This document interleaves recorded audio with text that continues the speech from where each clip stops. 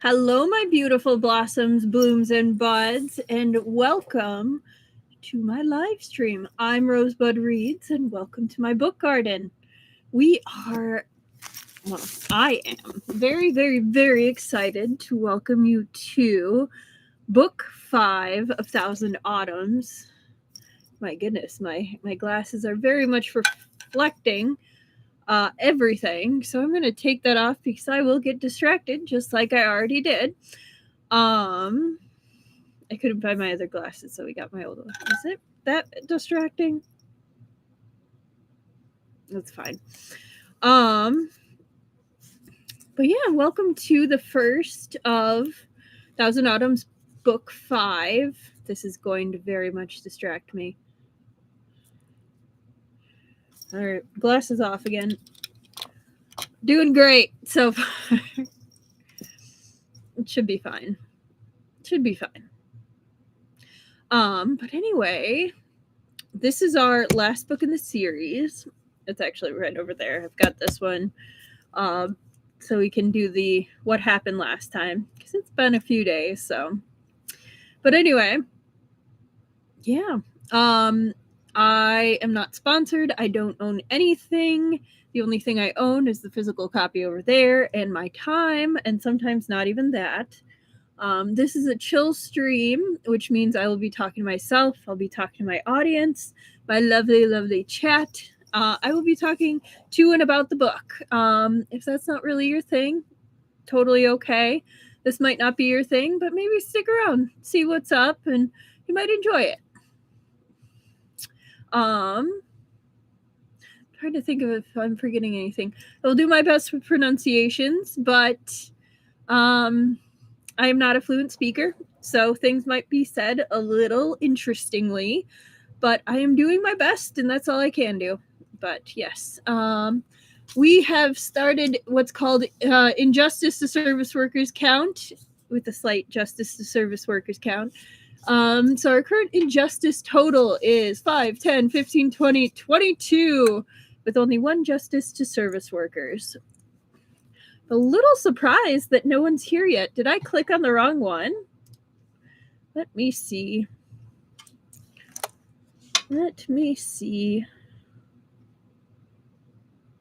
Nope, I clicked on the right stream. No one's here yet. I'm a little sad. Well, I'll give friends a minute to go ahead and get here.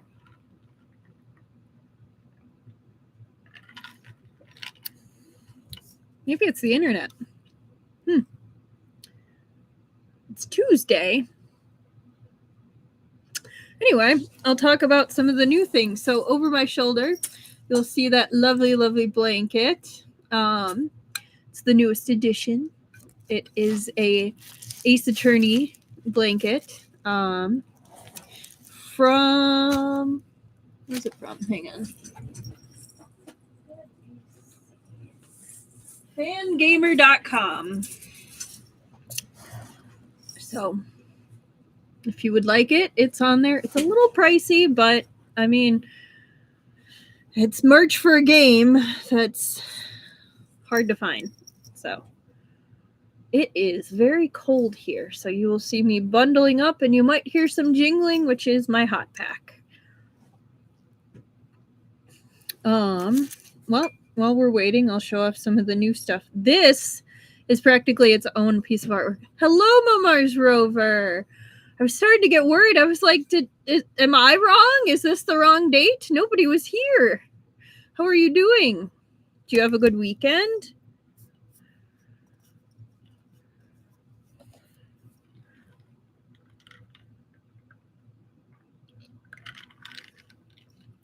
I know I did. It was nice having the extra day for Martin Luther Jr. Day. Got some extra stuff done. I tried to take my dog for a walk, but it is very cold here, and we got 2 blocks and had to turn around because his delicate little paws, his delicate big paws, got too cold, and so he started limping, and I was like, all right, you soft baby, and turned around and walked back. But pretty good. Had to work this weekend, but got a vacation coming up, so I'm excited. That's awesome. We all need a vacation, especially during the winter. It gets rough. I see someone else is here. Wonder who it is. But anyway, I am super excited because we are starting book 5, our final book in the Thousand Autumns series. And it has got a lot of extra stories in it after the main story completes. So I'm excited to hear some of those as well. But one of the cool things that I literally ordered in October that finally came, it's literally like its own piece of artwork alongside a pin. This is huge. Like, this is my hand literally touching it. Like, it is about the same size as my hand. Like, this is me holding it. This is huge. Let me turn off the green.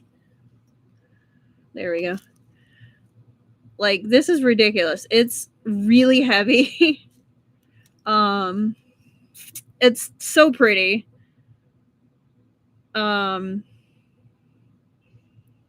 Like, it's engraved too, so like all of it's like that.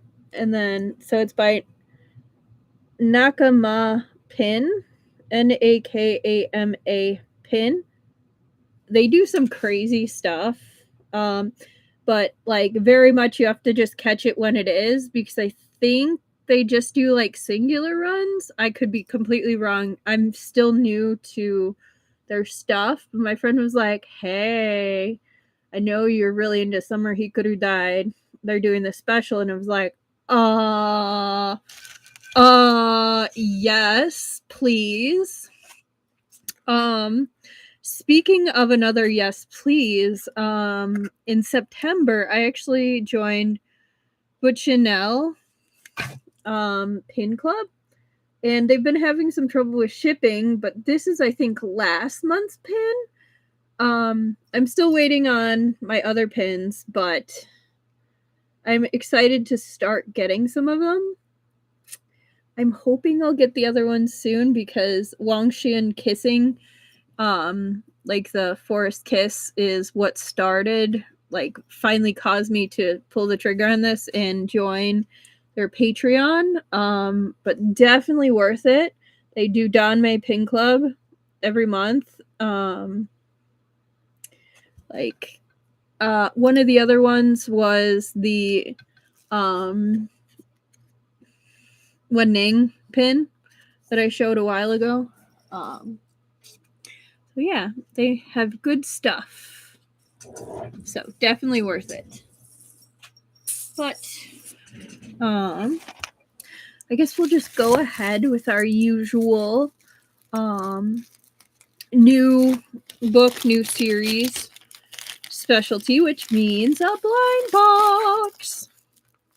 Yeah, I'll have to figure out what I'm going to do with this bad boy, because that definitely is its own centerpiece. But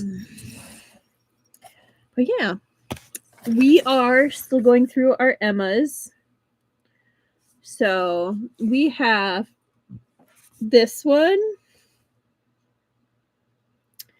and we have this one, and this one, and this one. So let's see which one I think we might get today. This one's okay, but like, I'm not super into mimes. So I'm kind of hoping it's one of these two, or any of these three, honestly.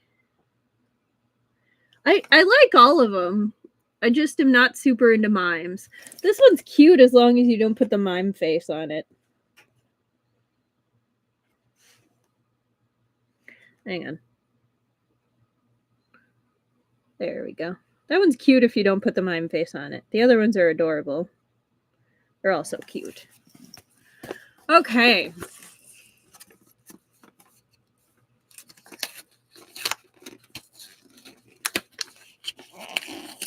I mean, there's the 4 hidden editions, which, like, they're okay. I think they're literally just, like, melting versions of the other ones. All right, I'm not looking at the tag. Okay. Let's see what it is. Ooh! The little Sherlock Holmesy one. Super cute. I have an idea. I like that. That's X plus Y equals M. They trying to do an A squared plus B squared equals C squared sort of thing. It's funny.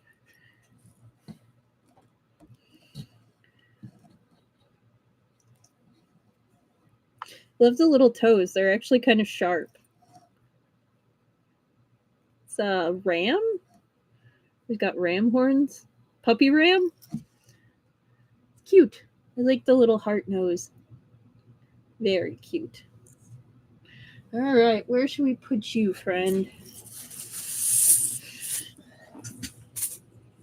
I'm gonna put you over here.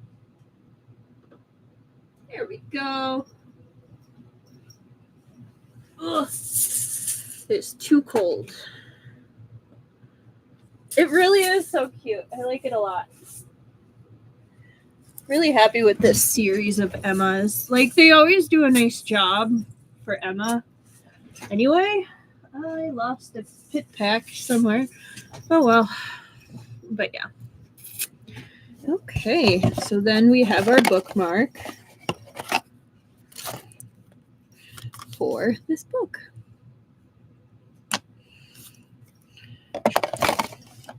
What? Garbage. I guess. Just get started.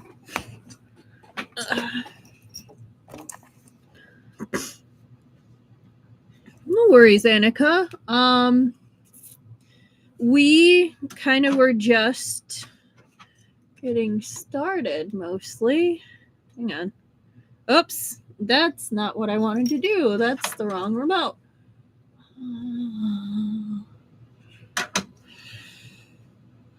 This one? There it is. Maybe that one? Whatever. It's going to be extra green today. Are you done with your painting now then? Or are you still working on it, Annika? We also just finished doing our opening. We got this one. Super cute. Legendary Sleuth. They were definitely trying to do a Sherlock's Home one.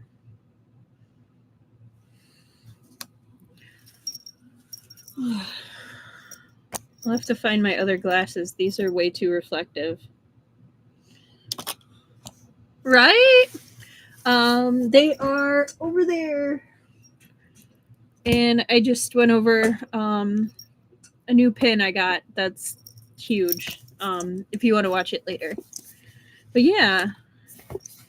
So we are starting book 5 today. But yeah. No, I totally get that. When you're working on a piece of art, I actually have an art minor, so I totally get that. Where you want something to be consistent across it. Like, there was one project where it was 5 different frames with 3 pieces for each frame. I literally sat there and worked 9.5 hours in the art studio lab. I had a day where that was all the classes I had that day. So I just stayed there until opening to close and just did it because it needed to consistently express like a deepening emotion. So I totally get it. But yeah. Well, good luck with your painting. So last time, oh yeah, I need to take care of time.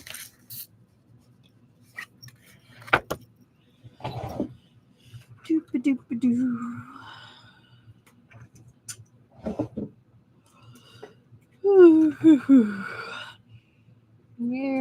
my sticky notes. So that class was super cool. I did both regular 2D, 3D. 3D Basic Studio Art was the class for that one. We actually made a pop-out book. And we had to express an emotion. So I did grief, which for myself, it's not just an explosion. It's a slow gathering and differences, but it had 3 different parts of like outer, inner, and like like how you're going through it, which you're presenting outwardly, what you're feeling, and then how it's affecting you. Different things. So that was super cool. So we actually learned bookbinding with that. I've actually done some stone carving and clay working, which I found out I was surprisingly good at, which was pretty cool. But yeah. So there was that aspect. I mean, I've also done like the basic still lifes. I actually had a piece. They were doing kind of like an anniversary for what the college was named after. So they were having us do still lifes of the statue they had of them on campus. And I got a little too interpretive with the style and color, and they had to actually take my piece out of the presentation because I did an inverted color and a little more interpretive design of the statue. So they were like, we kind of wanted black and white and gray. And I was like, well, you never said you wanted black and white and gray. You just said do the statue. Yeah. I enjoyed messing with color.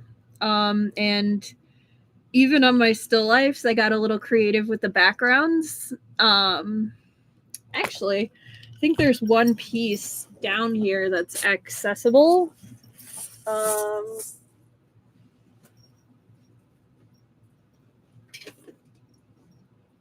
me see.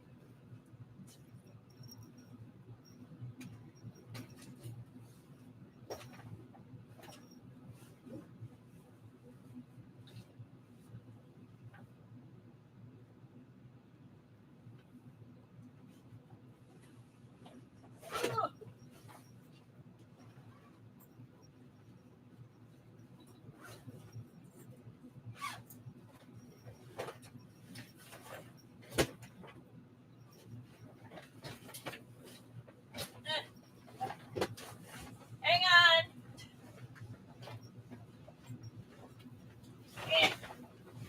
It's stuck.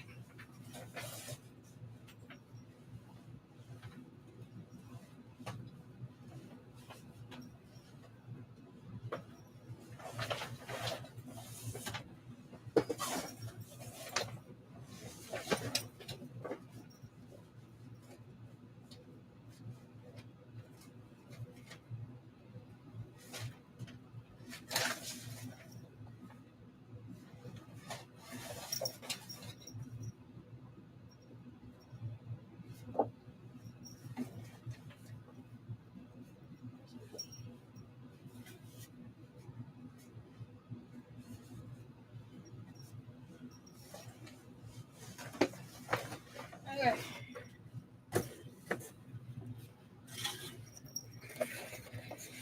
I have to block the bottom because it's got my name. But this is one of my more interpretive pieces. So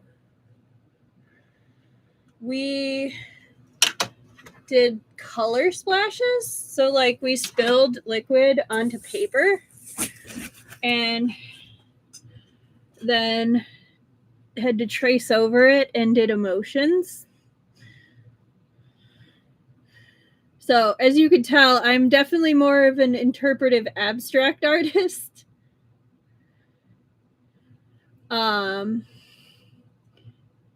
So yeah. This was one of my pieces. Yeah. But I've done something more traditional.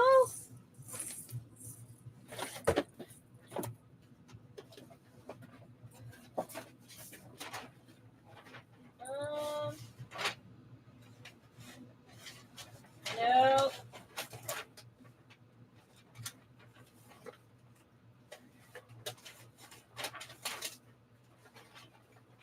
No.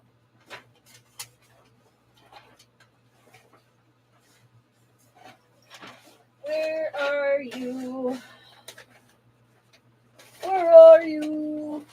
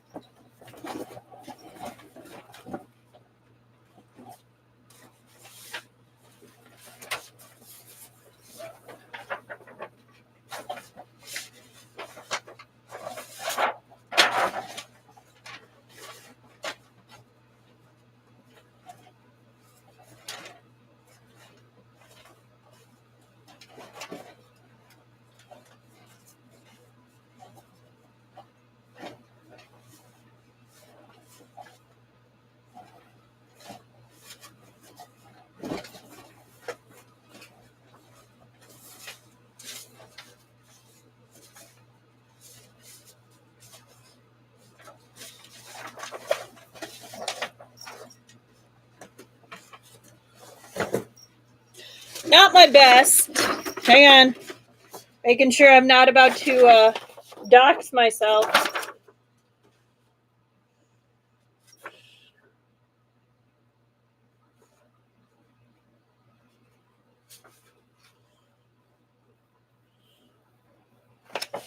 I don't think I'm doxing myself. Okay. So, like, stuff like this. Like, I've done it.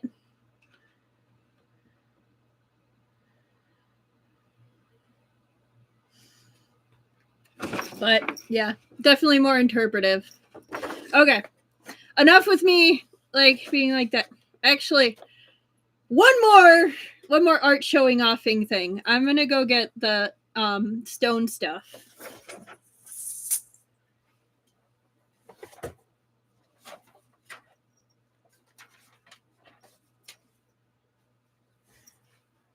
Because I'm super proud of that, and I never get to show that off.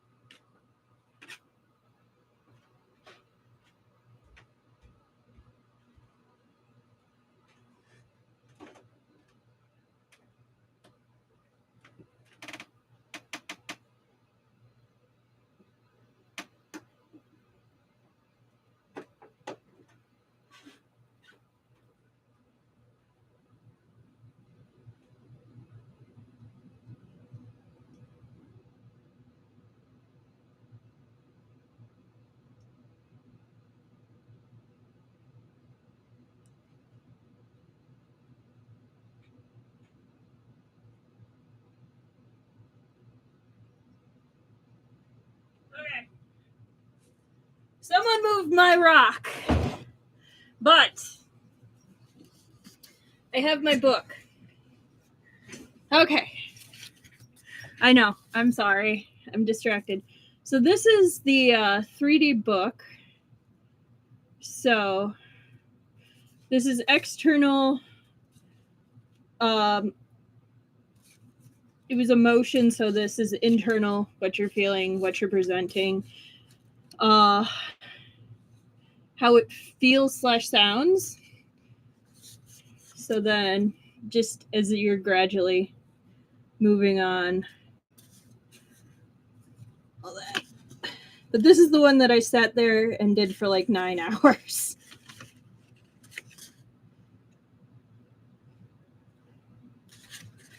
Yeah.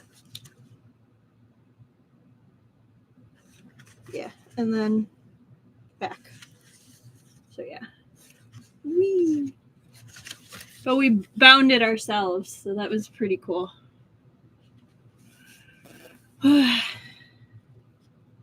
But this is what it looks like this, so it's cool to present it like that.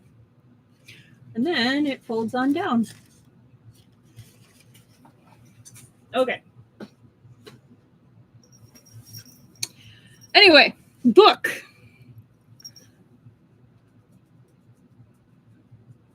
Thank you.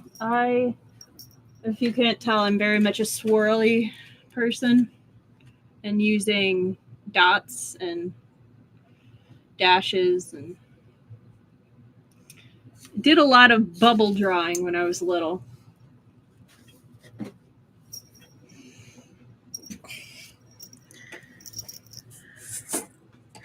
Okay.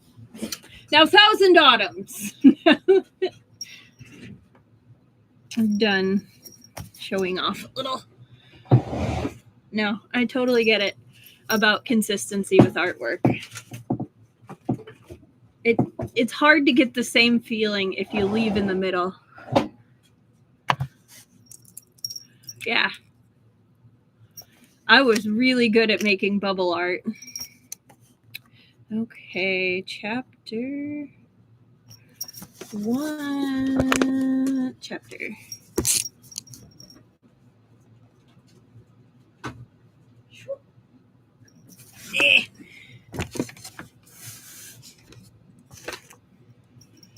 Okay, we are starting with chapter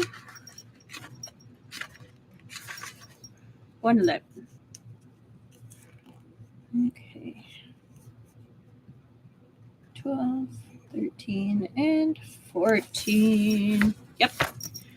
Okay, so we are starting at 28. Yeah. Okay, so last time we had some pretty entertaining things happen where we are preparing to go into the palace to help rescue, I'm going to say his name wrong if I don't look it up, Puliuru Jian's children who have been taken captive by I was about to say prince, but he's the emperor now, whose wife is actually Puliuru Jian's daughter. And so when they were going to visit, his wife brought their kids along, her brothers, and they never left. And so Puliuru Jian is now asking Yan Wuxi, hey, could you go save my kids in the palace, please? Like, we're going to sneak in as a serving lady. You're going to dress as a woman, and you're going to go in and get the kids out. And so it's Shen Qiao and, oh goodness. I'm so bad with these names.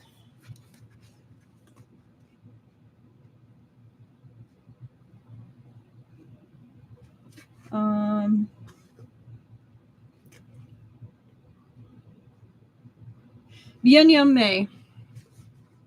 Yes, the obligatory Danmei drag scene. But even so, Shen Qiao looks fabulous. The maids are having a great time. Bian Yanmei is just there for it and kind of finding the humor in it. But there is a foreshadowing line about don't make Taoist Master Shen too beautiful. It'd be terrible if the Emperor takes a liking to him. So I have a feeling the Emperor is going to take a liking to him because Bian Yanmei just jinxed it. Wait. All right, and on that note, let's get to it. How's the sound quality? By the way, there's been a lot of wind tonight, so I just want to know if I need to reset the stream or when. Oh, I didn't do the showing off. Here's the cover. So pretty. They're so happy, and I love it. Can't believe I forgot to show off the art. So here's the widescreen picture, which, of course, the background is serving, like always. They do look so soft. I agree, Annika.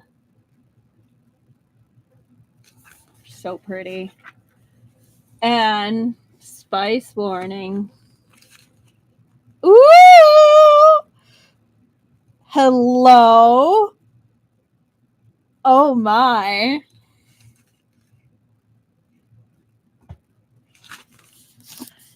My, oh my. So we're definitely going to get some spice. Oh, that's right, Annika. Oh.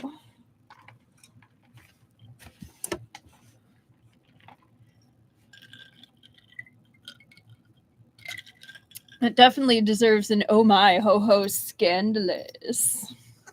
But yes. Chapter 111, Caught Off Guard. Yan Wuxi had seen his fill of beauties in his time. All the same, when suddenly greeted with Shen Qiao dressed in women's attire, he was left with a feeling of indescribable amazement. That was his first reaction.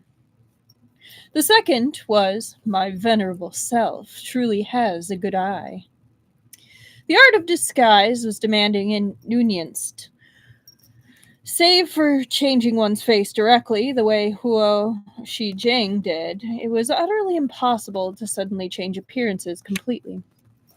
Therefore, even after dressing up as a woman, Shen Qiao's face remained roughly the same as before.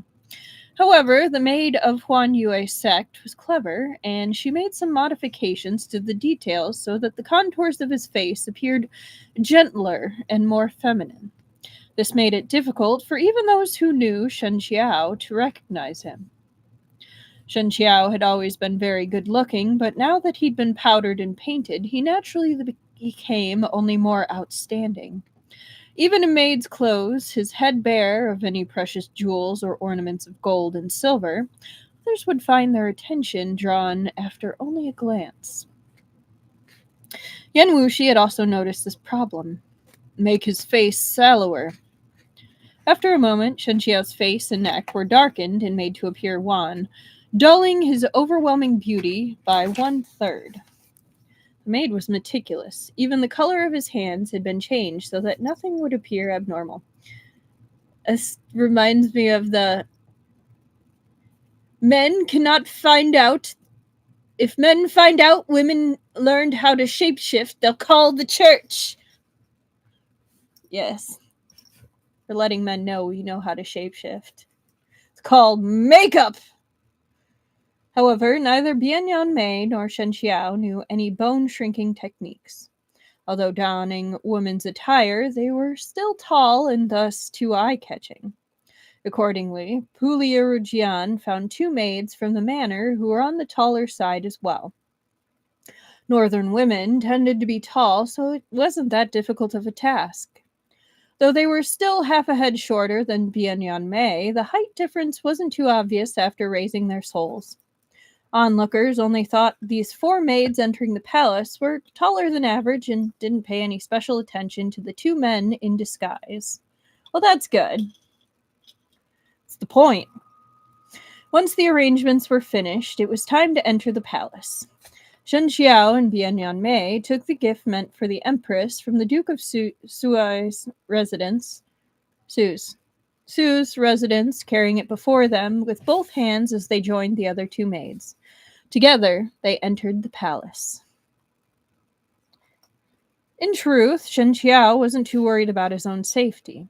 With his level of martial prowess, as long as he didn't run head-on into Shu Ting, he would be able to escape from danger alone, even if the Imperial Guard surrounded him. However, if he also had to bring the two young masters and an empress with him, things would get too difficult. If things went wrong, even if Puliuru Jian didn't blame him for it, Shen Qiao's own reputation would be scattered on the winds. He wouldn't have the face to stay in the Jianghu anymore. I love that that's where he's thinking. It's, oh, my reputation, not I wouldn't be able to live with myself. Which I think is a little strange for Shen Qiao, because he's usually very person-forward. Like, I can save these people, so why wouldn't I aspect. So it's interesting to me. That's all. His thoughts twisted and turned. It didn't show in his expression, but the moment he entered the palace gates, he'd already began calculating the shortest route out of the palace.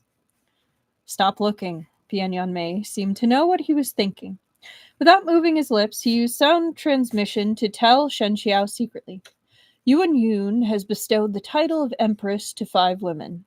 Though the Empress we are going to rescue is the Grand Empress of the Central Palace. Oh my goodness. Though the Empress we are going to rescue is the Grand Empress of the Central Palace, she is the least favored. Therefore, her palace is in the northwest. There's a long distance to walk between here and there. Shen Qiao also silently transmitted back. Aren't there gates in the Imperial Palace? What if we leave from the northern gate? The northern palace gate is never open, Bian Yanmei replied. The palace wall is high too. We might be able to leap over it ourselves, but there'll be many problems if we need to bring 2 or 3 more people with us. The guards under Yuan Yun are not pushovers. If we are surrounded and their archers shoot at us, there'll be no chance of escape, even if we sprouted wings. Shen Qiao frowned a little. Long before leaving, they had already agreed on how to escape. Shen Qiao and Bian Yanmei would meet the Empress, then lure the Imperial Guards at the gate inside and defeat them. Then they'd leave with the Empress and Puliuru Jian's 2 sons. If they could avoid the various patrol guards and martial experts along the way, there'd be people waiting outside the gates to receive them. At that point, they'd be safe. Once the hostages were free from Yuan Yun's hands, Puliuru Jian could directly launch a coup. Shu Ting was currently at Qingliang Temple, where Yan Wuxi would go to impede him. Sen Jingxing and Yuan Shushu weren't in the capital, leaving Yihuan sect leaderless for the time being. This was an opportunity bestowed by the heavens. Puliuru Jian was already in secret communication with the troops defending the capital. If his plan succeeded, the rivers and mountains would see a new ruler, and the sun and moon would shine within a new day. A new sky, not a new day. Same concept, different word. But while plans could be perfect, reality was much more troublesome. Even the most meticulously laid plans could contain mistakes. And they would. Moreover, the matter itself had been a sudden one, leaving little time for precision, and there were many variables involved. Only heaven could know whether they'd succeed. Of course, because it was inevitable that Yuan Yun would be alerted, if Shen Qiao and Bian Yanmei were unable to rescue the hostages, Puliuru Jian would launch the coup early anyway, but that would run contrary to their original purpose of entering the palace on a rescue operation. At this point, however, worrying about the past or future was useless and would only make them overcautious and indecisive. Shen Qiao and Bian Yanmei followed the 2 maids, passing through the numerous halls. Step by step, they drew closer to Qingning Hall, where the Lady Puliuru lived. The eunuch led them to Qingning Hall's entrance. His aged face was neither warm nor cold as he said, "Her Highness the Empress is right inside. Before you enter, please open the items you brought. The guards need to inspect them." Of course, they'd already had an inspection in front of the palace. Otherwise, they never would have been able to enter the palace gates. However, the emperor disliked Lady Puliuru, so everyone in the palace had followed suit in dropping rocks on the downtrodden. This was nothing new, for as long as humans walk the land, there would be people who flattered those above them while kicking the ones below. Especially in this book. The two maids had arrived at the palace with Lady Dugu earlier. When the demand came for the inspection, they took a step forward and placed a heavy embroidered bag into the eunuch's hand, saying, "Just a small token of our appreciation. Tea money for this chamberlain. We ask him not to mind its inadequacy." The eunuch felt the contents through the silk fabric. It wasn't silver. It was a jade pendant, even more valuable than silver. His smile finally became genuine, and he didn't ask the guards to inspect further. "The Empress must be anxious from all the waiting. You should go in quickly and leave as soon as you're done. Do not linger." The maids gave their assent, thanked the eunuch, and led Shen Qiao and Bian Yanmei inside. The Empress had heard the news that the Emperor had given permission for her birth family to visit the palace, and she'd already brought her two younger brothers into the main hall to sit and await. Normally, the Empress was head of the 6 palaces, so she shouldn't have needed to inform the Emperor if she wished to grant her birth family entry. However, after the Jin dynasty, the societal regulations had collapsed and fallen into disorder. And now that Yuan Yun had the throne, he began making his own rules, even establishing 5 empresses at the same time. Even if the Puliuru family held the highest position, who'd ever seen such a thing in all of history? Even Liu Kong had only elevated 4 empresses. Yuan Yun's actions were truly unprecedented. Lady Puliuru was also from a rich and powerful family. Although her face didn't reveal it, it was impossible she held no grievances at all. Well, you also kidnapped her siblings and are literally holding them hostage, as well as herself. So, if she didn't have grievances, and following the line of this book, she must be a Buddha. Because forget about pride. You're holding my family hostage. Yeah, I've got grievances. After the continuous house arrest she'd suffered all this time, when she saw the people her birth family had sent, the rims of her eyes instantly reddened. The maid bowed and said, "The lord and lady are very concerned about the Empress and the 2 young masters.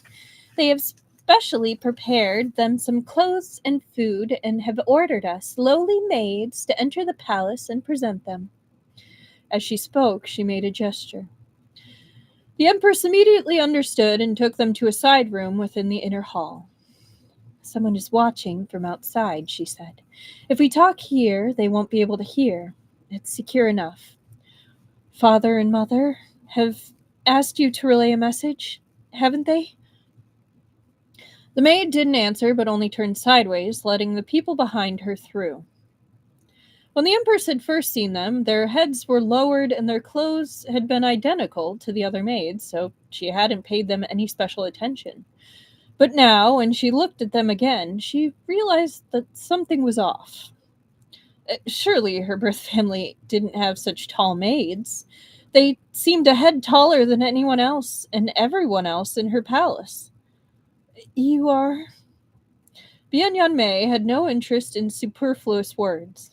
He gave a simple introduction for himself and Shen Qiao, then told the Empress about their rescue plan. "This is far too dangerous," the Empress protested, expression troubled. "You may not know, but though Buddhist Master Shu Ting has left the palace, his disciples are still here to recite scriptures for the Emperor. There are also members of Yihuan sect here. You'll still need to take us with you, and I fear that the 2 of you alone won't be enough. If anything goes wrong, all your efforts will be in vain." She wasn't from the Jianghu, and it had been many years since she'd married into the palace. Even if she knew about Huan Yue's sect and Chuandu Mountain, there was no way for her to just know how formidable a martial artist Shen Qiao actually was. Bian Yanmei didn't have the time to explain further either. The Duke of Su has entrusted us with this task. If you didn't have any confidence of success, we never would have used such dangerous tactics. Lady Puliuru was still full of doubts. These maids have suffered through many hardships with me. The moment we leave, they'll inevitably bear the brunt of the Emperor's rage. I heard that your highness is very close to Emperor Shu, said Bian Yanmei. Once we leave, the maids you favor can take shelter with Emperor Shu. The Emperor will be focused on us. He won't think of chasing a couple of maids. The Empress's two younger brothers recognized Bian Yanmei. They'd already stood up and walked over to him. Shen Qiao and Bian Yanmei each picked up one of the boys. Seeing this, the Empress dropped all further protests and quickly got up, following after them. But right at that moment, a trusted maid of the Empress who'd been outside the door rushed in. Bad news, Your Highness, she said urgently. His Majesty has people with him, and they're coming here. The Emperor's visits were so rare they might as well have happened once every couple of 1,000 years. The Empress was stunned frozen. If Yuan Yun was coming, there must be experts from Hihuan sect or the Buddhist discipline accompanying him. If Shen Qiao and Bian Yanmei wanted to bring everyone out now, things wouldn't be so easy. The two of them looked at each other. They had no choice but to change their plans for now.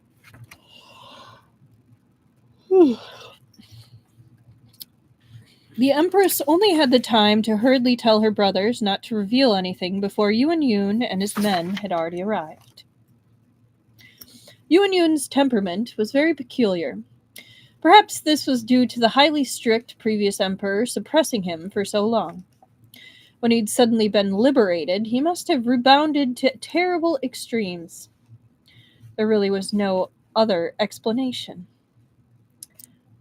So I feel like that's in comparison to the reason why people get like the freshman 15 once they go away to college is all of a sudden you don't have those same restrictions that you have if you're like going home, sitting at dinner where you're not the one in charge of your food every day.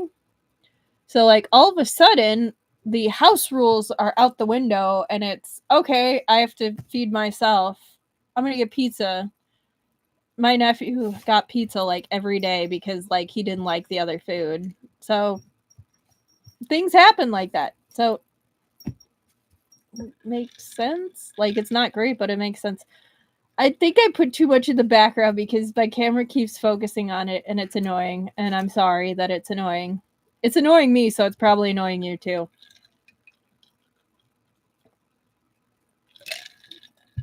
Anyway, Lady Puliuru, on the other hand, possessed a good temperament and handled matters fairly. She would lend a helping hand to the maids and concubines who were mistreated and punished by Yuan Yun whenever she could. She got along well with everyone in the palace, and she silently bore Yuan Yun's insults with equanimity. There we go. I was like, that's not right. If even someone like her couldn't take Yuan Yun's capriciousness, that just showed how terrible the Emperor's temperament was. Oh, good. With Yuan Xian and the others serving as lessons of the past, even if Puliuru Jian had carried no thoughts of rebellion, Yuan Yun's behavior would have forced those same thoughts to burst forth. In order to indulge himself to the fullest without being admonished by his ministers, Yuan Yun had abdicated the throne to his son, Yuan Chan, but he did not take the title of Emperor Emeritus. Instead, he proclaimed himself the Tian Yuan Emperor. The ministers of the Shou dynasty had never seen this kind of bizarre development before. Although they didn't voice their complaints out loud, they couldn't resist silently denouncing it as absurd. Usually, Yuan Yun rarely visited the Empress. Whenever he did, it would be to yell and take his anger out on her. Yet today, his expression was strangely amiable. He even had a smile as refreshing as the spring breeze. The Empress walked out of the palace gates to receive him, but Yuan Yun grabbed her hand and pulled her inside again. Then he asked her two younger brothers, are the little brothers-in-law growing used to life in the palace? Puliuru Jian's eldest was slow to answer, remaining quiet, but the younger son was cleverer.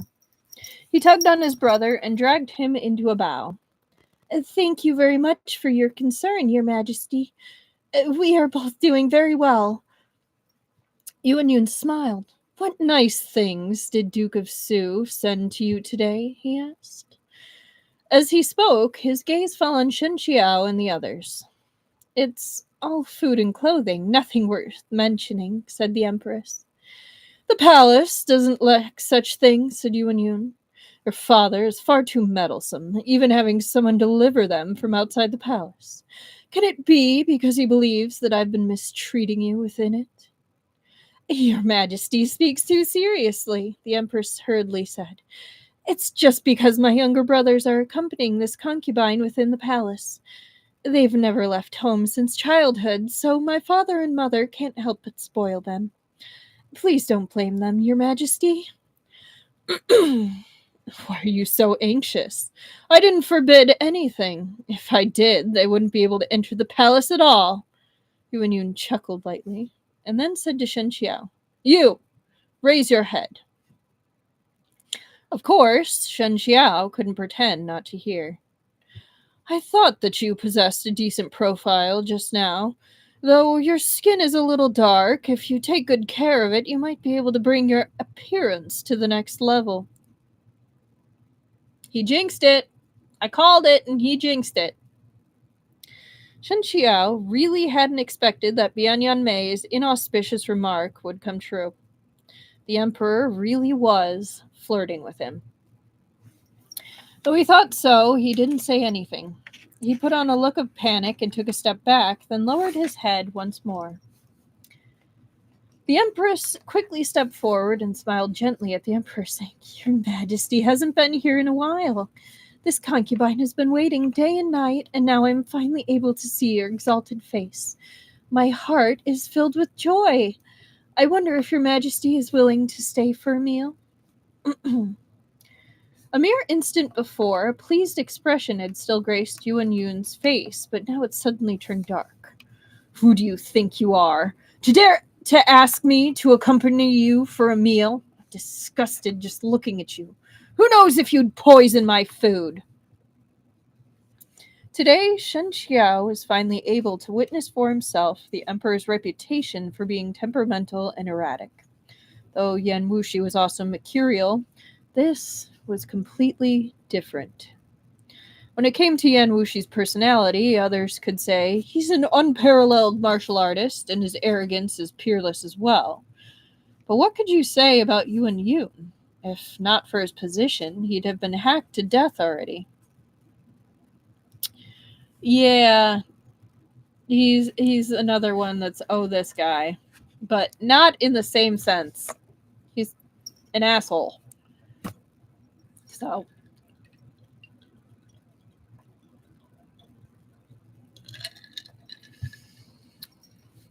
we really should have started an own man, this guy list back when. Too late now. The Empress was so shocked by these words that her face turned pale and she quickly knelt to ask for punishment. At this moment, Bian Yanmei suddenly moved. He jumped up and rushed towards Yuan Yun with lightning speed. Naturally, Yuan Yun was surrounded by martial experts. There were several monks representing the Buddhist discipline as well as several men and women from Hehuan sect. Yuan Yun might have been well aware of how hated he was, seeing as he brought those experts with him at all hours of the day. If Buddhist Master Shu Ting hadn't gone to Qingliang Temple today to pray for the imperial family, he'd surely make him stay by his side at all times. Yeah, they really. This book has such a great variety of Uggs. This guy. Yeah, it really does, Annika. Bian Yanmei had calculated incredibly well.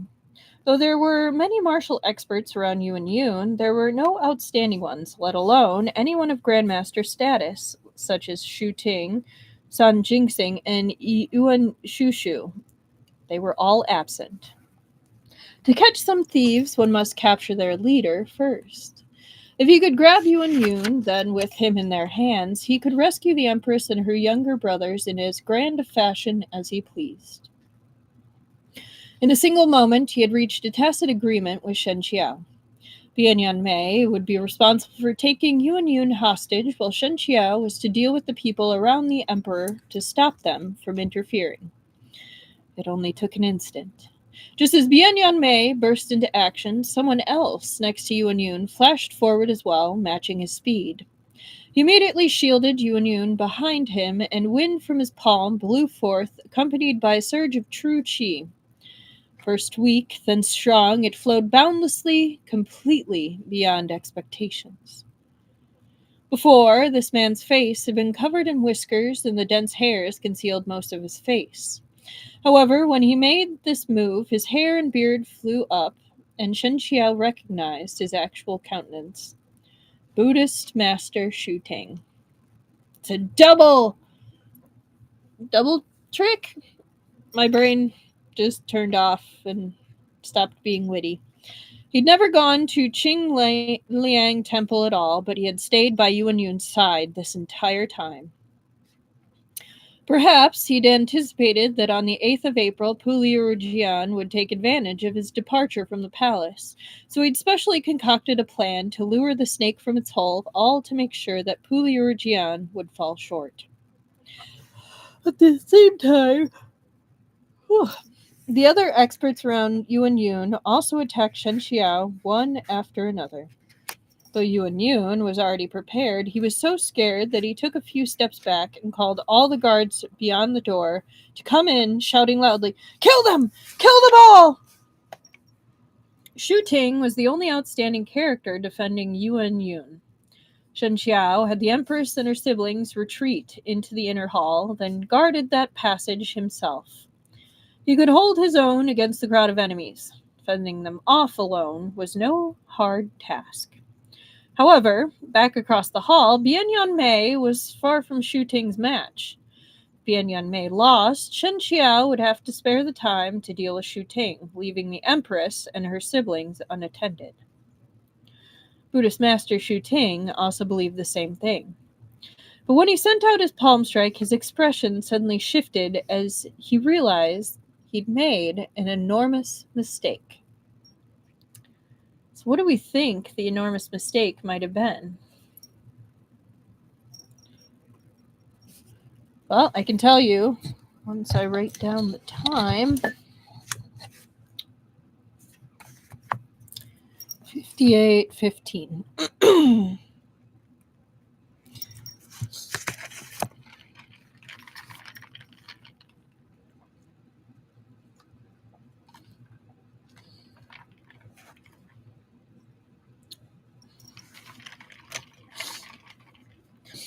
Chapter 112, The Escaped Fish. Liu? Shu Ting wasn't a fool. He'd been expecting that Puliuru Jian would likely take advantage of his absence from the palace on the 8th of April to act. Therefore, he had someone disguise themselves as him and go to Qing Liang Temple while he covered up parts of his appearance and stayed by Yun's side. He had the right idea. Regardless of whether Puliuru Jian wanted to stage a coup or rescue his children, while he remained by Yun's side, Shu Ting would be like a wall of steel, leaving most people unable to approach Yun. And as long as Yun was alive, the Shao dynasty would survive as well. There was no need to heed to anything else. When Bian Yanmei had leapt to action, Shu Ting reacted at incredible speed. He'd already noticed this person. As a maid, she was far too tall. When this tall maid had grabbed for Yun, Shu Ting struck out as well. However, as soon as he did, he realized that he'd missed someone else entirely. Someone else nearby. And it wasn't Shen Qiao. There'd been 4 maids when they entered the palace, 2 of whom were the disguised Shen Qiao and Bian Yanmei.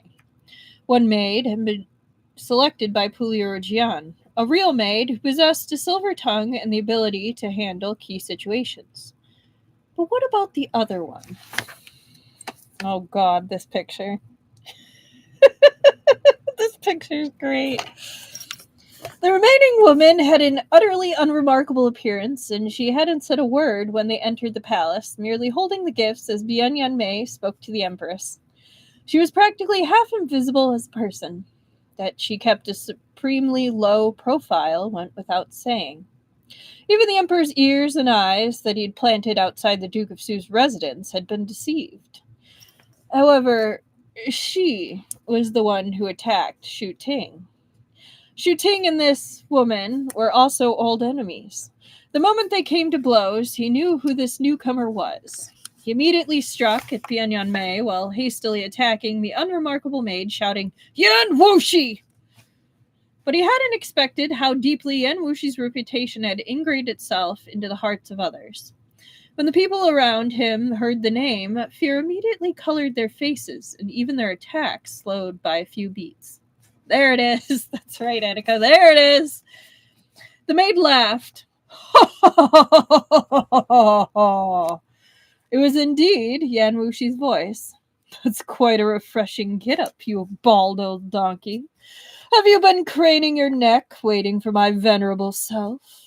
With you this eager, how could my venerable self not grant your wish and come to meet you? As he spoke, there was a spate of clicking noises that numbed the ears and the limbs of that maid suddenly lengthened in the moment her palm met Shu Ting's. The maid's attire she was wearing instantly grew tight. It was clear at once that Yan Wuxi's previous claim of not knowing any bone-shrinking techniques was pure nonsense. He not only knew, he'd polished them to brilliance. As arrogant as he was, he'd perfect even minor martial arts to a point that was far beyond what any normal person could achieve. You ready for this amazing picture? I don't know if you are. I love it. Bian Yanmei is like, hey, down here. Shen Qiao's like, I'm so done with this shit. And Yan Wuxi's like, boom, baby! Just ripping off his skin face mask or whatever.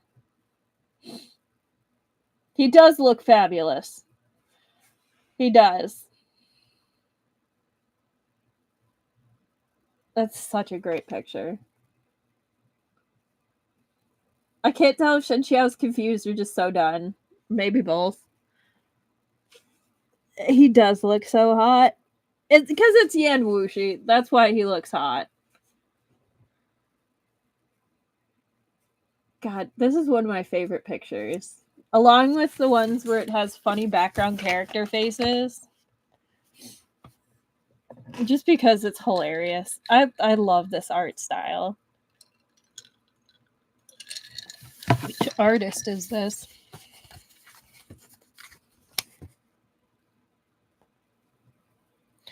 So Mo.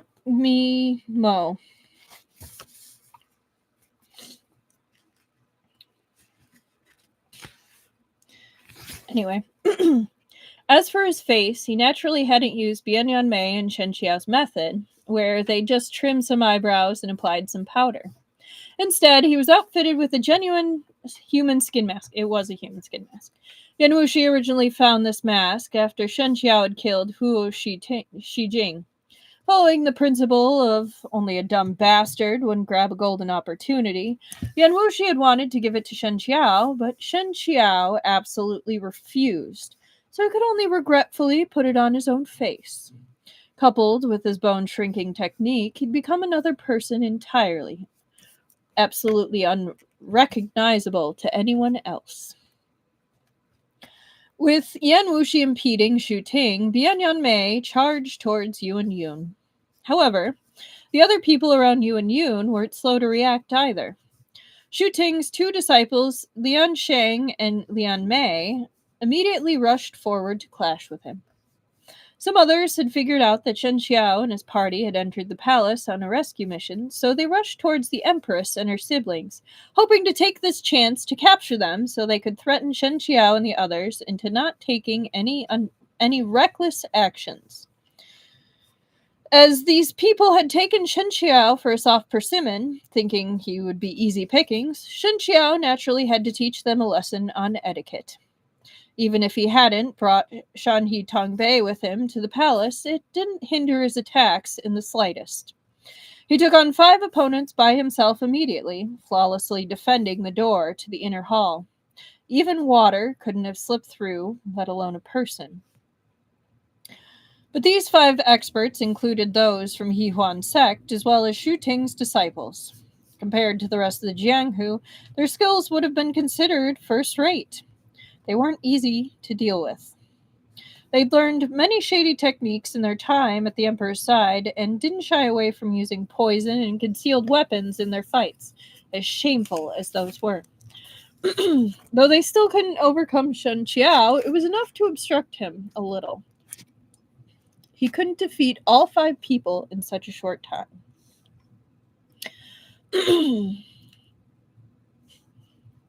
Shu Ting was truly a long-renowned martial arts grandmaster.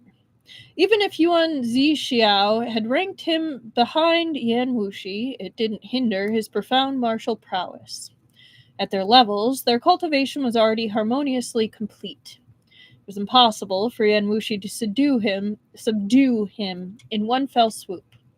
They each had to search for the other party's openings during the fight. Meanwhile, Bian Yanmei's goal of capturing Yuan Yun had been foiled by Lian Sheng and Lian Mei, both of whom were disciples of a grandmaster and were also 2 people working in tandem. For the moment, Bian Yanmei was helpless against them. Shen Qiao weighed the situation and made a decision. No longer would he guard the entrance of the inner hall. Instead, he turned around and swept towards Yuan Yun, who was preparing to sneak away. At this point, the commotion had already attracted the guards outside the door. They rushed in with their weapons, but were swept away by a palm blast from Bian Yanmei that sent quite a few of them tumbling right back outside again. Despite his outlandish behavior, Yuan Yun still cherished his own life dearly. Seeing the place descend into such chaos that even Shu Ting couldn't spare the time to protect him for the moment, he quickly stumbled towards the door. But he hadn't been expecting Shen Qiao to leap forward and pounce on him. Now a dark shadow fell over his head. With Shen Qiao's level of skill, Yuan Yun only managed half a scream before he was captured. Shen Qiao only said one line to Yuan Yun in a cold tone. "Your Majesty, make them stop." Yuan Yun shouted at the top of his lungs, "Stop! Everyone stop!" The 5 people who had originally surrounded Shen Qiao had immediately split into 2 groups when they saw Shen Qiao abandon them to grab the Emperor. 3 of them leapt towards Shen Qiao, while the remaining 2 had rushed towards the inner hall to capture the Empress and her brothers. But the 3 people who went for Shen Qiao had been a step too slow. As swift as their footwork was, it wasn't anywhere near the level of Xuannu Mountains. A rainbow stretches across the heavens. They could only watch as the Emperor was taken hostage. Bian Yanmei, Lian Sheng, and Lian Mei had no choice but to stop as well. Yan Wuxi and Shu Ting, meanwhile, were locked in a fierce battle, and they had already brought the fight from inside to outside the hall. Beneath the might of 2 Grandmaster-level experts, the roof was already half destroyed. It was impossible for them to stop so easily. In the beginning, Shu Ting had allied with 4 great martial arts masters to ambush Yan Wuxi outside the Tuyuhun royal capital, cracking his head open and almost killing him. Yan Wuxi was too vengeful a person to let that incident go so easily. Already, he'd used the conflict between Duo Yanshan and Yun Fu Yi to secretly stir up internal strife within the Liu He Guild. In the end, Du Yanshan was poisoned and killed, and Yun Fu Yi succeeded him as guild leader. However, a mere half-month after Yun Fu Yi's succession, several hallmasters under her received evidence of her collusion with the Gok Turks. These hallmasters then banded together to drive Yun Fu Yi out of the leader's position, causing the Liu He Guild to split into several factions, with its power and influence divided between several hallmasters. Thus, the Liu He Guild splintered completely. It became another major event within the Jianghu, in addition to the fiasco at the Sword Trial Conference. Those hallmasters wanted to leverage Huan Yue Sect's influence within the northern business community to increase their own. Huan Yue Sect also needed to borrow the Liu He Guild's advantages in escort and water transport services to expand their own enterprises. For a while, they took to working together like a fish to water. Though Huan Yue Sect's name never surfaced within the entire tale, Yan Wuxi knew just how many benefits Huan Yue Sect had gained from a divided Liu He Guild. Of the 5 people who'd ambushed Yan Wuxi back then, Guang Lingsan had seen the way the wind was blowing and had the foresight to ingratiate himself to Yan Wuxi. He also collaborated with him, sacrificing to him many benefits so that Yan Wuxi would set aside his grudge for the time being. Duan Wenyang went without saying. He was fortunate enough to have a great shifu, so Yan Wuxi had no intentions of touching him at the moment. As for Ui, Yan Wuxi was planning to leave him to Shen Qiao to deal with, and so he didn't do anything there either. That just left Du Yanshan and Shu Ting. One had lost his life due to Yan Wuxi's torment, and now he'd finally met the other today. It was a small world to meet an enemy on a narrow road like this. Hindered by Yan Wuxi, Shu Ting couldn't move to save the emperor. When he saw that Yuan Yun had been caught by Shen Qiao, he silently sighed to himself and focused his entire attention on fighting Yan Wuxi, ignoring everything else. People like Duan Wenyang and Ui might have been highly skilled martial artists, but they also had too many things on their minds. If they'd been met with a scene like this, they'd inevitably grow distracted, leading to their defeat. However, Shu Ting was one of the most eminent monks of his generation. He'd been able to leave Tian Tai's sect and establish his own branch without relying on the influence of his former sect, and he'd been honored as state preceptor. He certainly was not an easy person to deal with. He saw that he couldn't save Yuan Yun, so he simply ignored the matter completely. Even Yan Wuxi couldn't help but appreciate that level of composure and willpower. Bald old donkey, Yuan Yun is no ruler. My venerable self doesn't believe that you can't tell. In reality, your determination to stay at his side and assist him goes against heaven itself.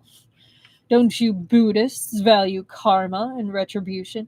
Aren't you afraid of facing retribution yourself by acting as an accessory to a tyrant's crimes? As they fought, Yan Wuxi still did his best to provoke him with words. Yet Shu Ting paid no heed to him at all. They exchanged several blows, both parties suspended in midair, robes and sleeves flapping as their true chi roiled. Their battle was far more spectacular than any of the others. Even the guards, after seeing that the emperor had been taken hostage, couldn't help but keep glancing at Shu Ting and Yan Wuxi. Hey, Esper lady, how you doing? You missed. You know what? I love this picture enough. I'm just gonna show it again. There's a very fantastic picture. So along with Bian Yanmei and Shen Qiao, Yan Wuxi also popped along as a maid. Things are going to shit. The emperor popped in on the empress.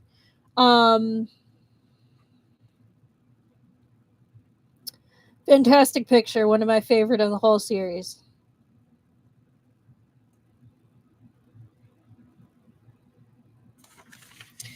But yeah. So now Shu Ting and Yan Wuxi are fighting. Shen Qiao has captured the emperor. The Empress and her two brothers are hiding in the side hall. Bian Yanmei was fighting Shu Ting's like inner disciples. And that's where we're at now. So yes. Yan Wuxia drag is definitely a treat. I agree.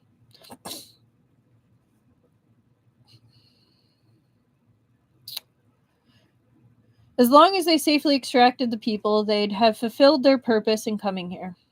However, a few moments later, when the Empress came out, she was pulling only one brother behind her. Shen Qiao's heart sank.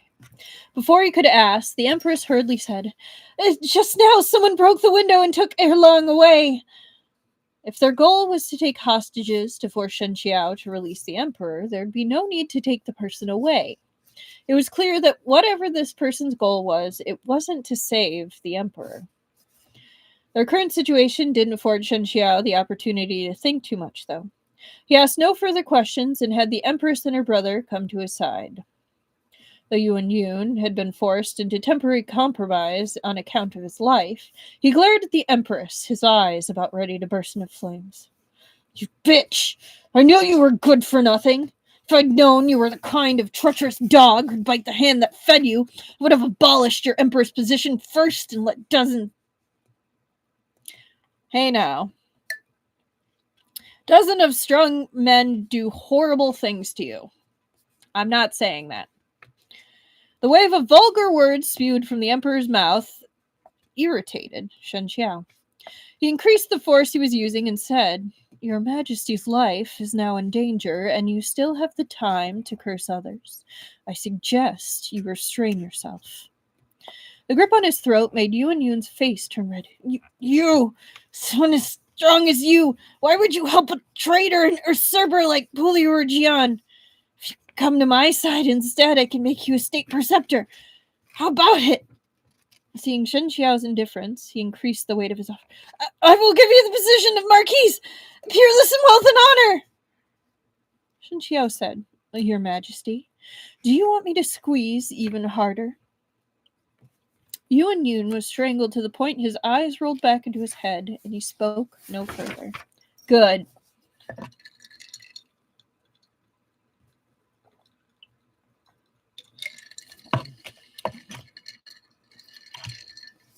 With the Emperor in hand, their path was naturally smooth and free from obstructions. Outside the gate, Puliuru Jian's men were already waiting.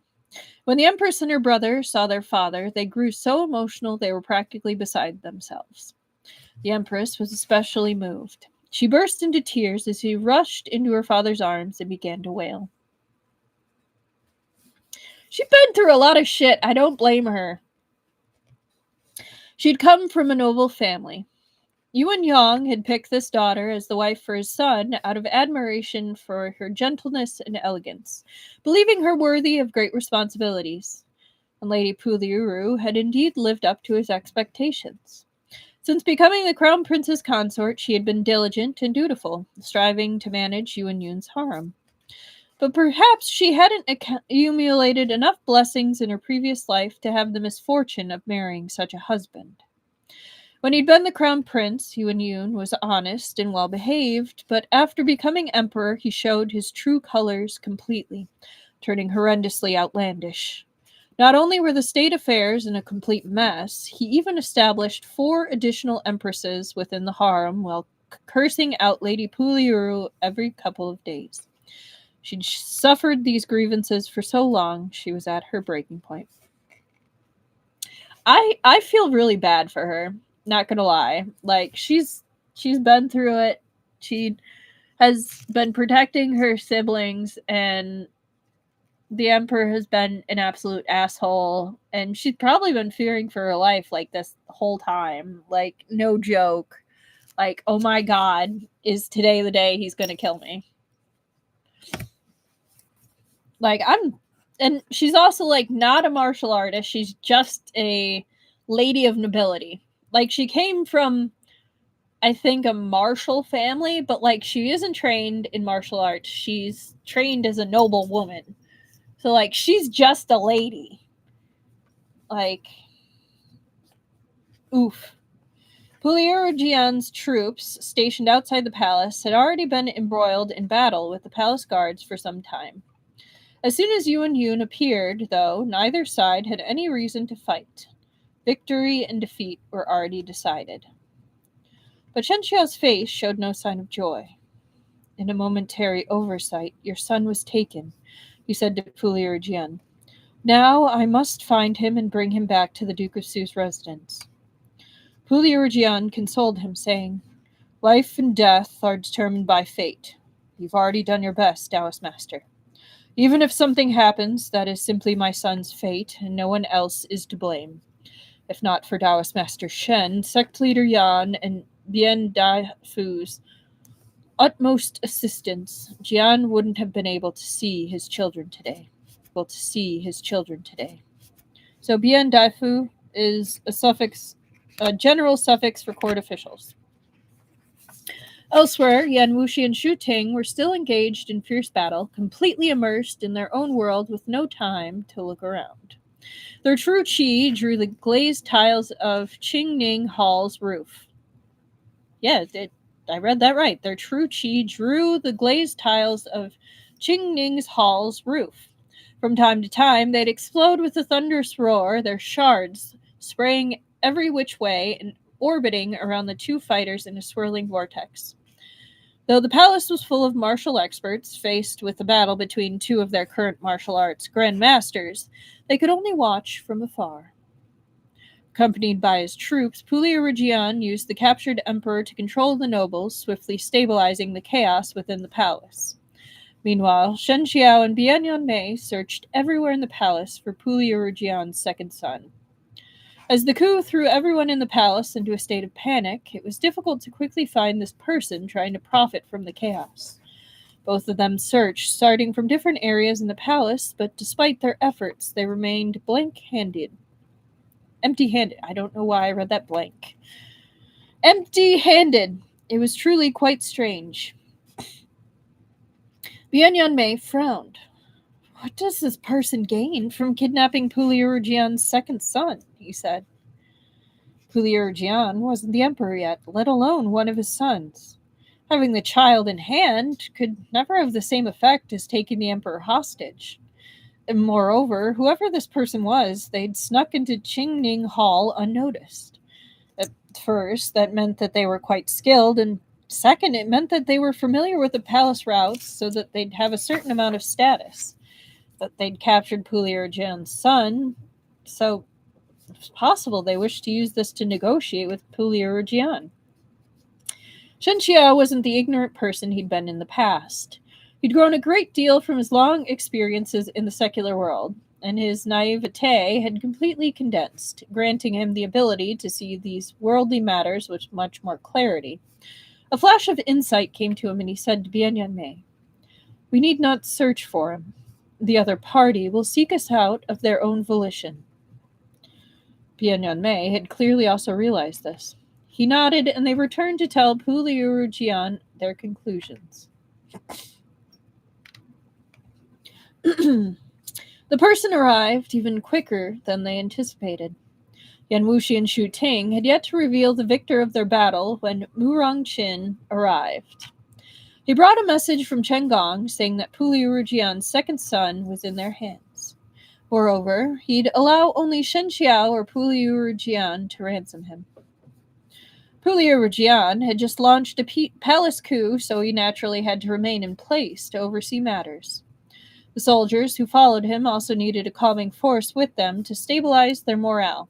It wasn't easy for him to leave.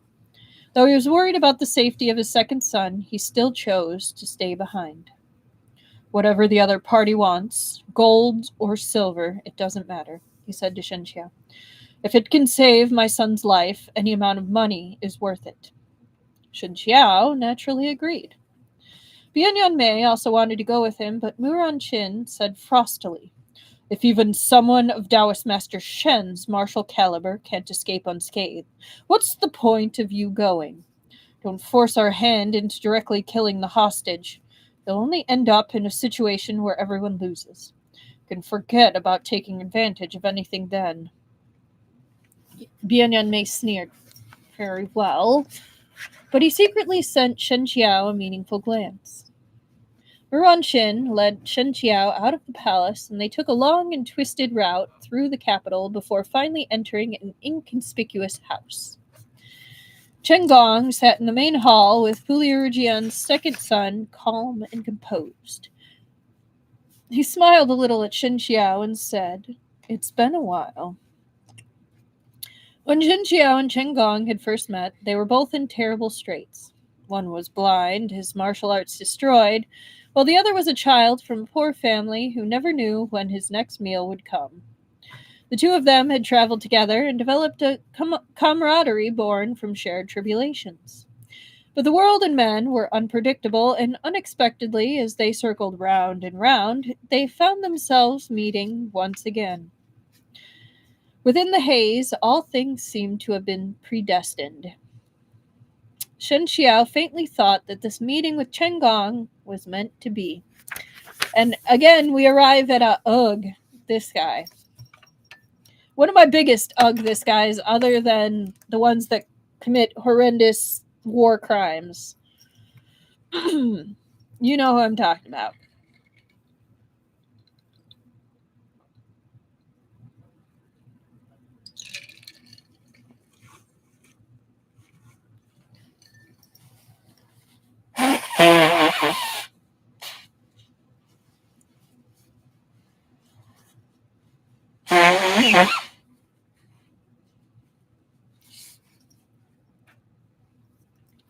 Okay. Well, this chapter title doesn't give anything away.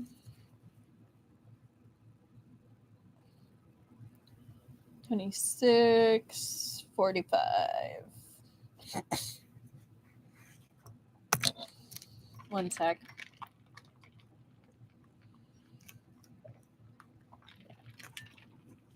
Okay. Chapter 113. Chen Gong's death. I wonder what's going to happen this chapter. Chen Gong had a sword firmly within his grasp. Shen Qiao recognized it at a glance. It was Tai Yi, from which Chen Gong had retrieved the Shu Yang strategy scroll before gifting it to Yuan Yun. The blade of the sword was pressed against the throat of Puliuru Jian's second son. That sword was an ancient, famous weapon. Having been forged by Wu Yizi and Gan Jiang together, it was incredibly sharp. The blade was only lightly touching the boy's neck, but a line of blood had already scored itself into his fair, tender skin. Chuang, don't move, Shen Qiao said to him, using a nickname he'd heard Puliuru Jian use for his son. Chen Gong smiled slightly. Please don't worry. I have no intention of harming the Duke of Yanmei Commandery. As long as I get what I want, I'll immediately leave this place and travel far away. I'll no longer dance about in front of you in the future, being an irritant. What do you want? Chen Gong made a gesture. Please sit. He had a hostage in hand, but he wasn't anxious in the slightest. And if he wasn't, Shen Qiao naturally was even less so. Shen Qiao, we meet in humble circumstances, Chen Gong said. So we can be called friends forged through hardship. If you call them friends, I don't want to know what you do to your enemies, because... Just saying. To be honest, I've always been grateful to you in my heart. Never could I have imagined that the first chance we could sit calmly across from each other like this would be in this kind of time and place. Chen Gong had thrown away all perfunctory pretensions, not pretenses, perfunctory pretensions. He no longer addressed Shen Qiao as Taoist Master Shen, but by his name directly. Rude. I cannot afford the Duke of Zhao's gratitude, said Shen Qiao. Chen Gong smiled. I still remember, back in that broken-down temple, you helped me drive away those local riffraff, and you even gave me donkey meat sandwiches to eat. That time, I thought, where did this fool come from? He's so skilled, but he voluntarily gave me his sandwiches. At that time, I was just a poor child who couldn't even feed himself. Didn't even know what the Jianghu was, let alone reading or writing. It was a long time later that I realized that you'd once held such a high position in the Jianghu, such a formidable reputation, but because you fought with someone, you lost everything and even had to drag your sickly body around as you roamed the Jianghu. Our journey together was full of hardships, but we finally managed to escape to Huai Providence's capital. Seeing that we were one step closer to joining the Liuhi Guild, I was filled with joy. But then you suddenly proposed that we should go our separate ways. Shen Qiao hadn't wanted to speak, but when he saw that Chen Gong had stopped, he said, I parted ways with you, not because I thought you were a burden, but because I was afraid of implicating you. This was an explanation long delayed and completely unnecessary to Shen Qiao. He'd experienced many betrayals, the treacherous hearts of many people, and became an even firmer believer of the phrase, clean hands need no washing. If Chen Gong doubted him, it didn't matter how many times he explained himself. That is a fantastic phrase. Clean hands need no washing. If Chen Gong doubted him, it didn't matter how many times he explained himself. Wow. Chen Gong smiled and said, At that time, I was indeed judging your upright character through the lens of my own moral failings. I thought you found me a burden and intentionally left me behind. So I was dissatisfied. Shen Qiao said coolly, Even if that were not the case, you still wouldn't have hesitated to betray me to Mu Tipo if you'd met him. Isn't that right? Then what's the point of saying more? No matter how thick Chen Gong's face was, he couldn't help the hint of awkwardness that flashed through his expression when he heard those words.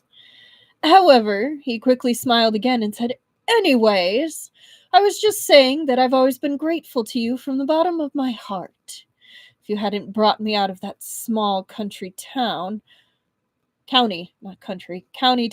I might still be living that miserable life, toiling endlessly, unable to eat 3 meals a day. Perhaps I'd even have to continue suffering my stepmother's exploitation and harassment. Chen Gong, though you were illiterate, you never forgot what you heard, and you were much more sophisticated than I was when it came to the way of the world, said Shen Qiao. Your aptitude and martial talent are rare even in the Jianghu. Even without me, you still would have found a way out of your predicament. The reason you have fallen to this point isn't because of your aptitude or it being inferior in any way, but because you took the wrong path. No, you're wrong. Chen Gong shook his head. The reason my plans fell short isn't because I took the wrong path, but because I was unlucky.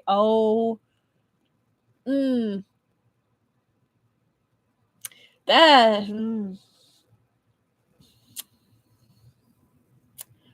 We don't like it when people don't take accountability in this house.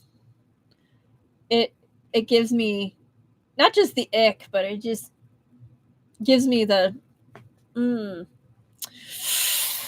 Oh, Shen Qiao, you fell from Bamboo Peak. If Yan Wuxi hadn't happened to pass by, could you have been saved?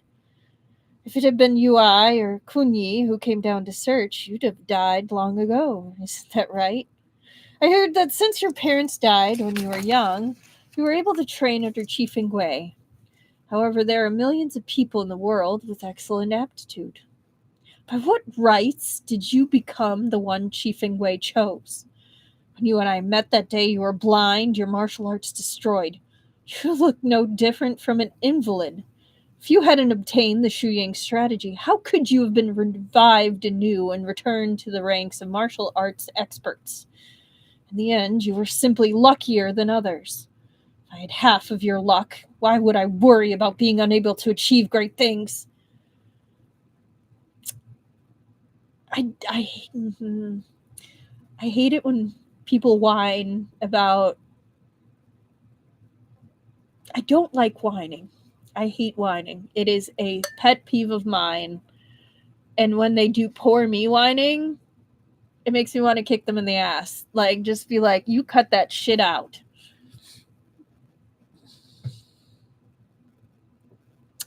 Anyway, Shen Qiao was silent for a moment before saying, "Those who walk different paths must part ways. If this is what you want to think, there's nothing I can do." "Looks like you don't agree with what I said," Chengong said with a grin. "I know that you are an upright gentleman, so you'd never acknowledge someone like me, who used all sorts of tricks and back doors, as your equal. See, if you hadn't helped Puliuru Jian launch a coup today, we'd still be Duke of Zhao. If everyone had minded their own business, we'd have no problems. There's nothing to be done. I know that once Yuan Yun dies, I'll have no place in Zhao. Puliuru Jian is similar to Yuan Yang, completely different from Yuan Yun and Gao Wei. He'd never uplift someone like me. Maybe he'll even kill a couple of sycophants like myself in order to demonstrate the new dynasty's direction. That's why we have to sit here today and negotiate terms." No, right? Like, Shen Qiao saved him, so Chengong was just as lucky. Like,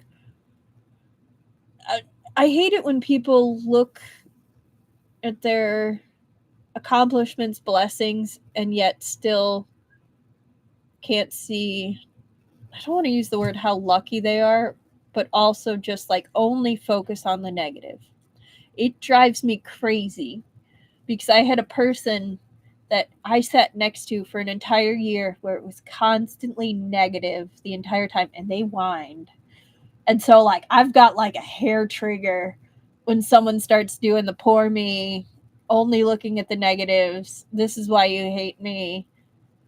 No one likes me. Like, there's a difference between like having a bad day and being constantly negative, where everything is poor me. Like, I can't. I cannot. Ugh. I know that there was a volume of the Shuyang strategy hidden in the innermost palace of Shou Kingdom, but after Yuan Yang's death, I obtained permission from Yuan Yun to search around the palace, and I couldn't find it anywhere. Thank you. Oh, I believe that someone must have taken the volume with them during the chaos. As the scrolls are useless to ordinary people, it must have been from the Jianghu, so Huan Yui's sect is the likeliest culprit. We're close to Yan Wuxi, so I must have showed that scroll to you, right? Yeah, like, come on. If you got time to whine, you got time to figure your shit out and try to move forward. Like, I guess looking at it where it's like it could be so much worse and you're only focusing on the negative. Like, Shen Qiao said coolly, "That's right. The scroll is indeed with me, but Yan Wuxi didn't give it to me. It was Puliuru Jian." Understanding dawned on Chenggang. "No wonder," he said. "Puliuru Jian's daughter is Yuan Yun's empress, so she naturally had the greatest opportunity. The reason your martial arts recovered so quickly must also be related to the Shuyang strategy." It wasn't a question, but a confirmation, as Chengong had also cultivated with the Shuyang strategy. In this sense, his martial arts shared a source with Shen Qiao's. "So you wish to be given the Shuyang strategy in exchange for the Duke of Yanmei commandery?" said Shen Qiao. Chengong smiled. "Correct. But I not only want the scroll hidden in in the Shao Palace, but also the one from your Xuandu Mountain. The scroll that Puliuru Jian gave me is on me now. I can give it to you, but the one on Xuandu Mountain has already been destroyed by my master. I can recite it, but I don't have the original. I fear that you might suspect me of tampering with the contents." "I may doubt someone else," said Chengong, "but I trust your moral character." Shen Qiao's expression was indifferent. "Thank you very much for your trust." He took out that copy of the Shuyang strategy and tossed it to Chengong. The Shuyang strategy scrolls were all written upon strips of silk, and the ink had been mixed with herbs to ensure that it wouldn't fade over time. The strips were light and thin, making them easy to store. What Chengong received was light to the point of being insubstantial, but the material itself was incredibly rare. The moment he touched it, he knew it was the same as the scroll he'd retrieved from Tai Yi, the genuine article. He reached out to catch the scroll, then tucked it into his lapels. Could I trouble you to recite the scroll that was hidden on your Xuandu mountain? Once I've memorized it, I will release the Duke of Yamen commandery. As the hostage was in Chengong's hands, he had complete control over the situation, so he was naturally emboldened. Shen Qiao saw the complexion of the child in his arms was still rosy, so he recited Xuandu Mountain's volume of the Shuyang strategy. Chengong listened attentively. When Shen Qiao finished his recitation, he nodded. I've memorized it. There are some words and phrases that I have yet to fully understand, but I trust the palace situation is probably settled for now. Once Yan Wuxi comes over, I'll be fighting 1-2, and I probably won't be able to gain the upper hand. Probably? Bitch, you think you can go 1-on-1, let alone 1-on-2 with Yan Wuxi? You're getting a little too big for your britches there, buddy.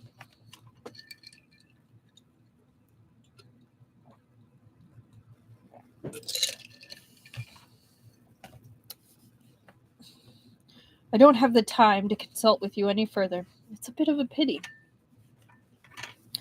Yan Wuxi is fighting with Shu Ting, so he'll be occupied for a while, Shen Qiao said. Since I've already honored my side of the agreement, please abide by your promise as well and release the hostage. We'll personally guarantee your safe exit from the capital. Forget it, said Chengong with a smile. Even if you don't take action, that doesn't mean that others won't. I know that Yan Wuxi has another disciple in the capital, fairly skilled martial artist. My current abilities, we might be evenly matched. I don't want to take any risks, so I'll have to wrong the Duke of Yemen County and have him accompany me for a time. Once I leave the capital, I will naturally let him go. Shen Qiao knew it was useless to talk about promises and integrity with someone like Chengong. Yep, and that anger would be even more futile.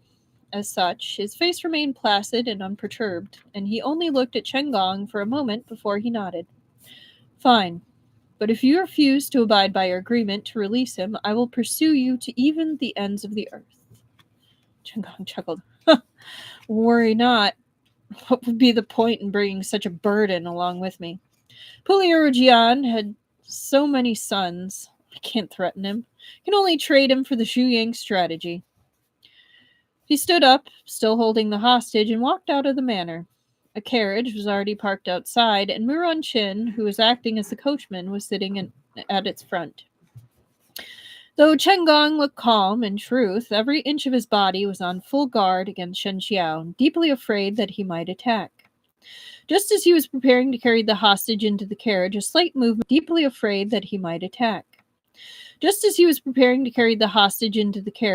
movement came from behind him. Something whistled through the air, the noise first distant, then close. Shot straight at his head. Muron Chin's figure moved as he immediately leapt behind Chengong. It was only an instant, like a flash of lightning or blaze of sparks, but even though he knew that Muron Chin would come to his rescue, Chengong couldn't stop himself from instinctively turning his head. And in the time he took to turn around, Shen Qiao moved. He was as swift as a ghost. By the time he was in front of Chengong, his opponent hadn't even fully seen what was happening behind him. He felt a pain on his wrist, and Tai Yi fell from his hands. His arms were suddenly empty. Shen Qiao had already picked up Puliuru Jian and then slammed his other hand into Chengong's chest. Chengong felt a dull pain throb there and flew backwards like a kite with its string cut. He came to a stop when he crashed into a pillar, then fell heavily to the ground. Shen Qiao's palm strike had used 7 or 8/10 of his true qi. Naturally, it wasn't a weak blow. Chen Gong spat a mouthful of blood onto the ground.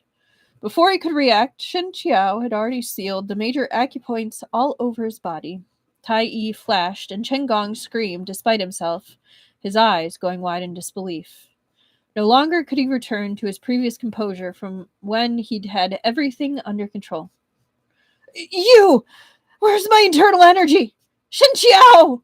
You destroyed my martial arts!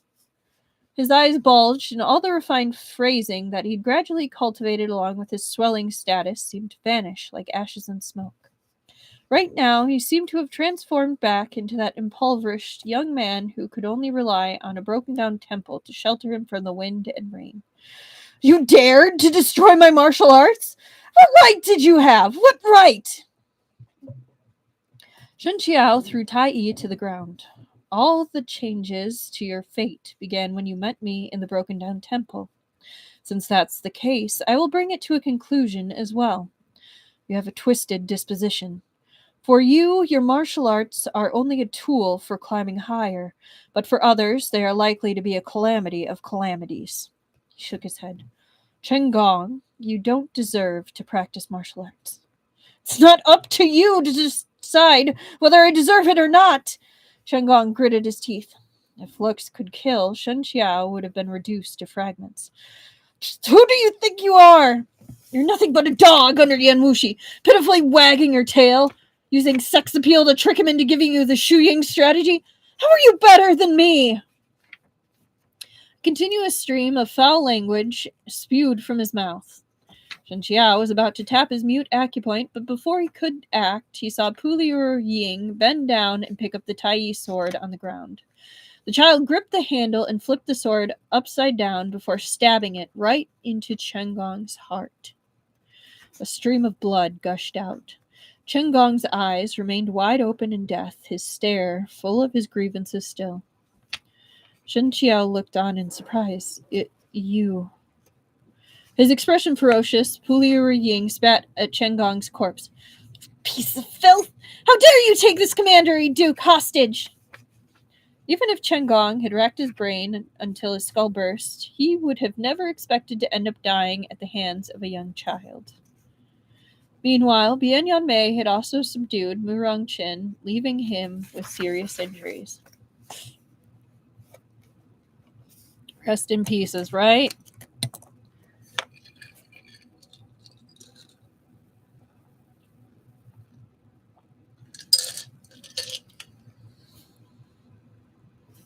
All right. The last chapter for tonight.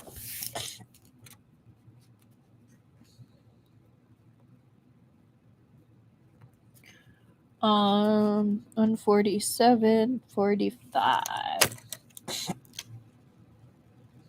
Chapter 114. Hi, Dai. You're here for the last chapter.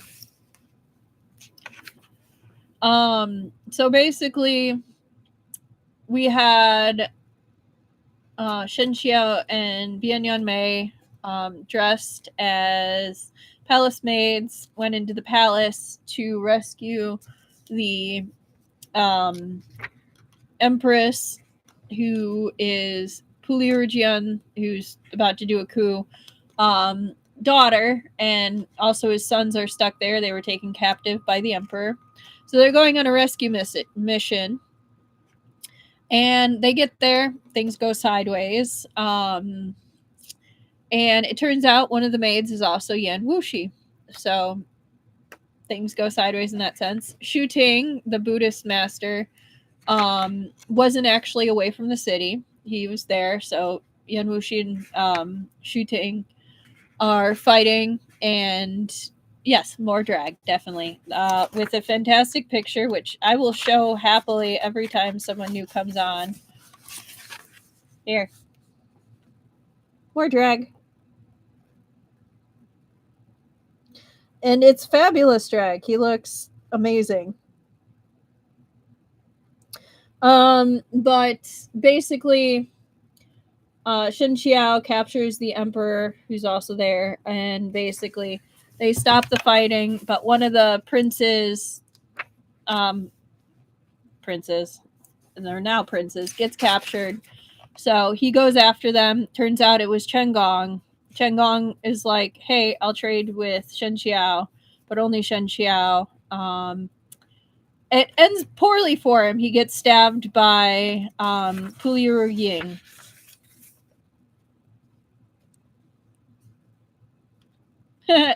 A bit, yeah.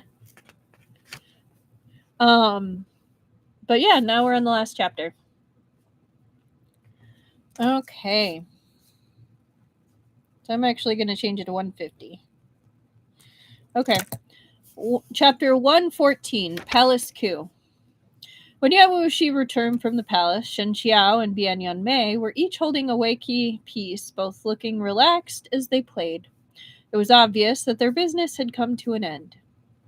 Seeing that Shen Qiao had already changed out of his disguise, Yan Wuxi couldn't help but feel some regret. He'd thought that Shen Qiao's appearance as a woman had been a rare, lovely sight, but these sentiments could just be kept inside his heart. No matter how good Shen Qiao's temperament was, he probably wouldn't be able to stand hearing it. As soon as he saw Yan Wuxi, Bian Yanmei put down his wakey piece and stood up to bow, his expression filled with cheer. Respectfully welcoming Shizun on his return. With that bald old donkey Shu Ting executed for his crimes, the Buddhist discipline is likely finished for good. Well, I guess Shu Ting got executed. Yan Wuxi was still dressed in maid's attire, although his true countenance was revealed now that he'd torn off his human skin face mask. The resulting appearance was somewhat comical. However, with his terrifying presence, no one would have dared to laugh at him, even if he had been dressed in rags. Hearing Bian Yanmei's words, he said, "That bald old donkey is still alive." Oh, okay, he wasn't executed. Bian Yanmei was taken aback. Yan Wuxi smiled slightly. "With his identity, wouldn't it be a pity if he died? We should at least get something from it. Though he's a Buddhist, he is deeply attached to the material world. If he can learn to be self-aware after this, what's wrong with letting him keep his sorry life?" Yeah, Bairong is okay. She's doing just fine. Actually, she's doing pretty good, based on what I know is coming. No, she's okay. Bian Yanmei didn't know what he wanted to do, but since Yan Wuxi had said so, he must have a goal in mind, so he respectfully agreed. Puliuru Jian has been rescued. Yes, this disciple has sent Puliuru Jian back to the Duke of Su's residence, said Bian Yanmei. Chen Gong is dead, and Muran Qin is seriously injured. He's been taken into custody, so we can question him for testimony later. Said Yan Wuxi. Buddhist master Shu Ting's skills were extremely profound. Though Yan Wuxi had won this match, he'd still suffered some injuries. He covered his mouth and gave a low cough. Just as Bian Yanmei was about to say that he'd go fetch some medicine, he saw a hint of bright red seeping through the cracks of Yan Wuxi's fingers. Are his injuries that serious? Bian Yanmei was dumbfounded. Master, are you all right? He asked hurriedly. This manor still has some heart-clearing pills. Yan Wuxi waved his hand and sat down where Bian Yanmei had just been sitting.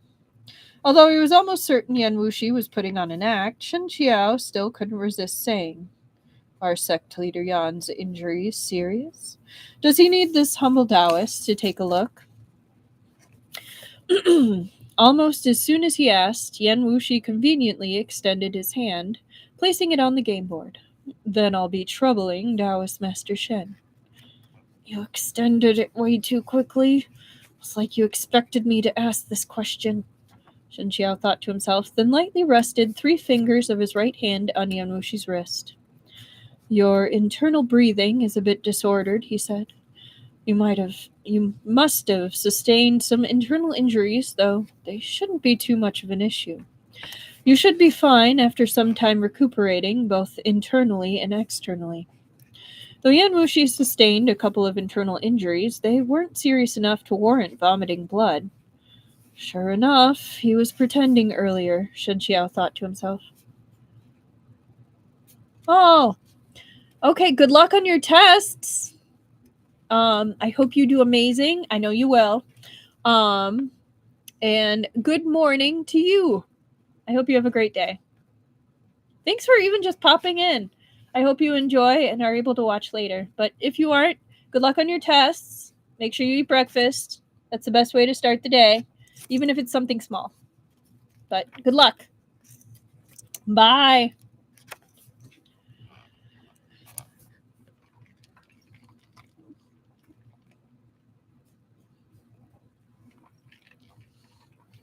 Okay.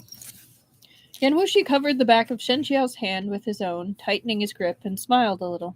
I've troubled Taoist Master Shen. Even after how my venerable self treated you, you were able to cast aside past grievances and join me in such treacherous circumstances. Your sense of justice would move even the stoniest of hearts. His hands were white and slender, and they felt like lovely jade that had been smoothed by years of constant stroking. Only the fine calluses between the thumb and forefinger revealed the fact that their master had been practicing the sword for many years. If someone else had said this, Shen Qiao might have replied with a couple of courtesies, but he'd long grown immune to Yanwushi. Furthermore, the man was still dressed as a woman, so Shen Qiao found it even more disturbing. Almost enough for all the hair on his body to fall off completely. Before he could pull back his hand, Yanwushi withdrew his own first, as if he'd truly only wanted to express his sentiments. The women's clothes he was wearing were ill-fitting too. Forget about others feeling awkward watching him. Yanwushi himself didn't feel all that comfortably either. Bian Yanmei had already ordered someone to prepare some hot water and clothes, and now he invited his shizun to take a bath and change. The great and lofty Huan Yue sect leader, wearing a high-waisted skirt, was quite an eyesore, but Yanwushi himself appeared completely at ease. He calmly rose, but didn't forget to glance at the cup in front of Shen Qiao and asked Bian Yanmei, "What's in the cup?" "Honey water," replied Bian Yanmei. He didn't know why Shizun would bother with such a trivial matter. "Change it to plum wine," said Yanwushi. "Ah Qiao doesn't like honey water. Too cloyingly sweet." Shen Qiao raised an eyebrow and looked at him, wanting to ask how Yanwushi knew that he disliked honey water, but he felt that this was too much of a foolish question. He immediately closed his mouth and looked down at the wakey board. Bian Yanmei was also slightly surprised hearing this, but he acted like nothing had happened. Yes. The moment Yanwushi left, Bian Yanmei followed him out and humbly asked, "Shizun, this disciple wishes to ask, should I continue treating Taoist Master Shen the way I have in the past?" "Treat him the way you'd treat me," Yanwushi gave him a glance full of appreciation. Like he was pleased with what a quick learner he was. It greatly shook Bian Yanmei's spirits, and he thought to himself that he'd guessed right. He's picking up on it. Of course, demonic practitioners had never been moral gentlemen willing to suffer grievances. Bian Yanmei had seen Yanwushi dote on many beauties in the past too, but those had been short-lived, like the night-blooming cerise. He had once thought that the phrase, "going through 1,000 flowers, yet never touching their leaves," would be more in line with his shizun's temperament. He hadn't expected his master to actually take a liking to a high mountain bloom growing in the midst of snowy plains and glaciers, unstained by the dust of the secular world. Bian Yanmei knew some things about Shen Qiao's character and personality, too. He didn't believe that his master could successfully pluck this flower because, while Shen Qiao looked easy to persuade, he possessed an unbending core that even the winds and rains couldn't break. He absolutely didn't seem like someone who'd walk the path of cut sleeves and homosexuals. But that was the way Shifu was. Once he'd taken a liking to something, he was determined to obtain it. Which is hot in a novel, but not in real life. Let's just be real. When he thought about this, Bian Yanmei didn't know who to sympathize with. Hey! See, there's the reality coming back in.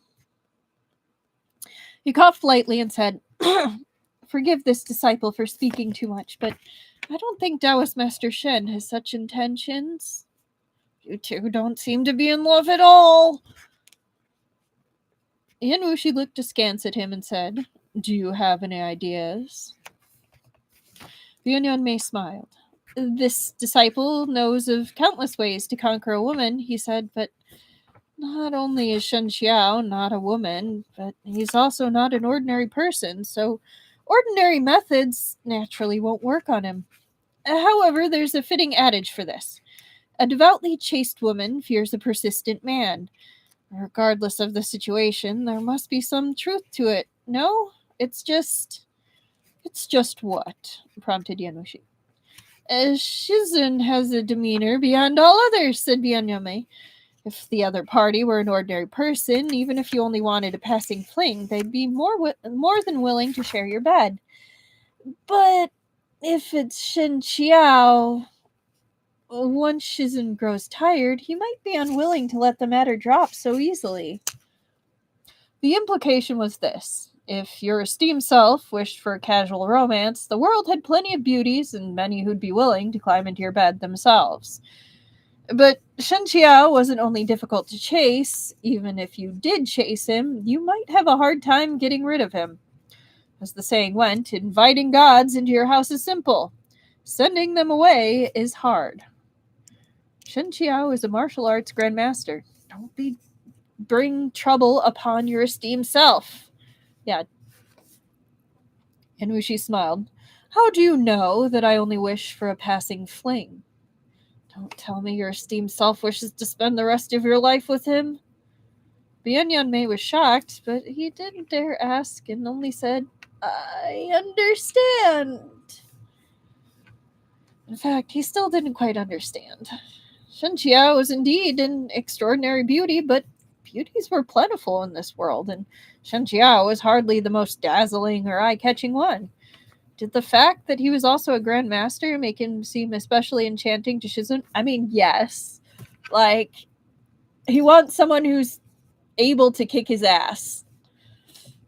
Like, and he said it multiple times, like, if you are not on my level, like, I don't even see you as a person, basically. Like, you are insignificant to me if you are not on my level.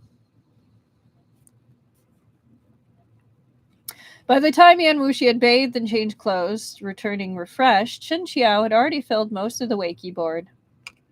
Yan Wuxi sat opposite him and asked him casually, You've already met Puliuru Jian's 2 sons. What do you think of them? Shen Qiao didn't mind this question, and he pondered for a moment. The eldest is honest, dull, but not foolish. The second is clever, and his excellent tastes are apparent. It's like Hua Chong saying that only Supremes can talk to him. Yeah, if he was in that world, he would definitely be a Supreme. Or I could see him being Jinwu. Like, although I guess Hulagu in that sense would probably be Jinwu. Although I could see Hulagu as being a Supreme, Yan Wuxi being a Supreme. Yeah, I could definitely see that dynamic. Who would the other one be? Xu Ting, maybe? Could be the 3. And then who else would it be? Need another one just for posterity. Maybe UI could be the other one for posterity. He could be Qirong. Be a fun AU. Of course, Shen Qiao would be Shailian.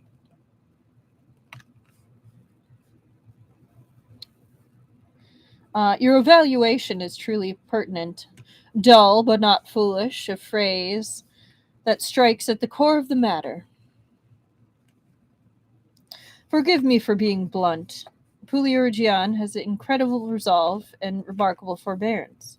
When he takes charge of state administration in the future, he may very well be a wise king. However, his 2 sons should have had their personalities reversed. If the second son surpasses the first in ability, it may not bode well for the dynasty and state of the future. Yan Wuxi smiled. Qiao, you're thinking too far, he said. Is there any dynasty that can last forever? Ying Shang had a delusion of his dynasty lasting thousands of years, but it ended up collapsing after only the second generation. Who knows if those two sons will die prematurely before reaching adulthood? Who knows if Puliuru Jian can even remain the emperor for 10 years if someone more powerful won't replace him? I only need to know that the person I'm currently working with can keep a clear head and avoid foolish moves. That's enough. As for the Puliuru family's succession over the next generations, I'm not his father, so why should I trouble myself over it for him? Since sect leader Yan already has his thoughts, I don't need to say anything more. Puliuru Jian wanted to find a Shifu for his two sons, said Yan Wuxi. With what you've just said, I can tell that you're displeased with them both. Once I get back, I'll help you reject him.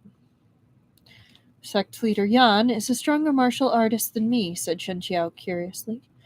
Why didn't they seek you out for an apprenticeship? Yan Wuxi smiled and said, If you dislike them, I naturally dislike them as well. Considering our relationship, if we don't present a united front, people will misunderstand, won't they? What relationship? People won't misunderstand if you say it like this. Oh, no. And people won't misunderstand if you say it like this? Shen Qiao was stunned by Yan Wuxi's ability to argue black into white. Sect leader Yan worries too much, he said. This humble Taoist isn't a member of Huan Yue sect. Even if sect leader Yan and I don't have a united front, no one will misunderstand.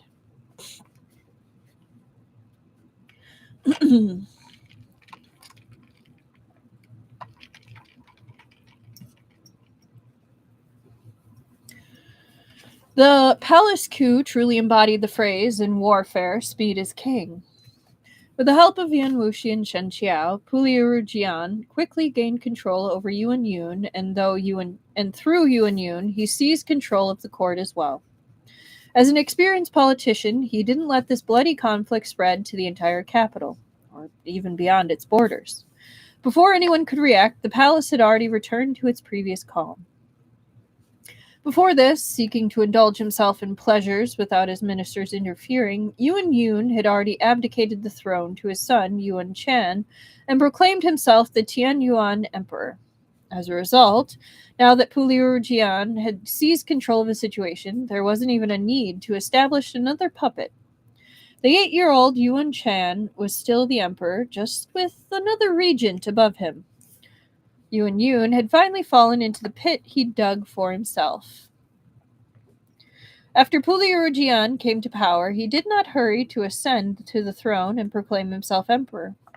Instead, he supervised the country as the great chancellor of the left for some time before announcing that Yuan Yun had passed due to illness. Was the illness a blade? Poison? Death? Scurvy? What you got?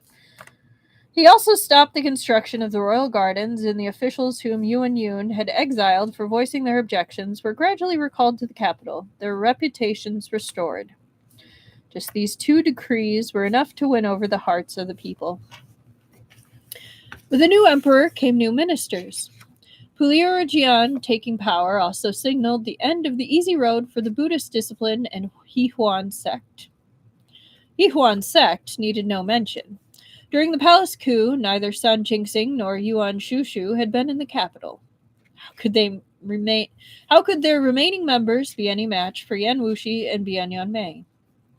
Since Yuan Yun's ascension, Huan Yue sect was forced to feign helplessness while staying incognito. After suffering came the rewards. Bian Yanmei didn't restrain himself any longer and immediately launched an attack. They captured all of Yihuan sect's allocated forces, both within and beyond the court, in one fell swoop. Now that Yan Wuxi had destroyed his martial arts, Buddhist master Shu Ting was imprisoned on charges of immoral governance and inciting the previous emperor. Once Shu Ting fell, the Buddhist disciplines within the imperial capital lost their backing as well, scurrying away like monkeys from a fallen tree. Gradually, the government seized their temples, and the Buddhist disciples either scattered to the winds or confessed their guilt to the court. Yan Wuxi had no intention of eradicating Buddhism completely. He knew that Confucianism, Buddhism, and Taoism had been passed down within the Central Plains for a long time. They were deeply entrenched within the hearts of the people. Each school had its own faithful believers. It would be impossible to uproot them entirely using only mortal strength. At most, they could only weaken them temporarily, like Yuan Yang had done in his time, eradicating the discipline on a massive scale. He killed many monks, destroyed quite a few temples, and burned a fair amount of Buddhist scriptures, but the moment he passed, the spring wind had revived them anew. All Huan Yue sect needed was the ruler's support and the right to speak their minds, rather than eliminating Buddhism entirely. After all, even if Buddhism disappeared, there'd still be Taoism and Buddhism. There would be no end of targets to destroy. I think they had a typing error there, because it's like, even if Buddhism disappeared, there'd still be Taoism and Buddhism. I think they meant Confucianism, but I could be wrong. There would be no end of targets to destroy. Instead, the best method was to have the major factions keep each other in check, a state where no party could do anything to the others. This way, there would never be a situation where a single faction dominated the rest. It was a relatively sustainable solution.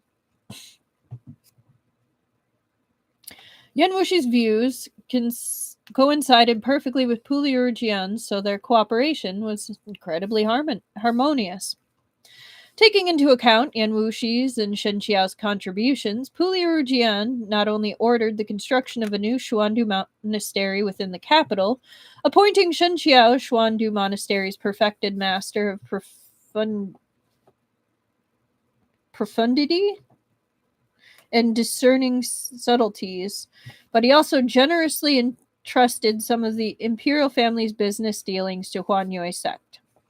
Furthermore, sometime after he established the 3 provinces and 6 departments system, he also appointed someone from Huan Yue sect to the most lucrative of positions for senior officials, the Minister of Public Works.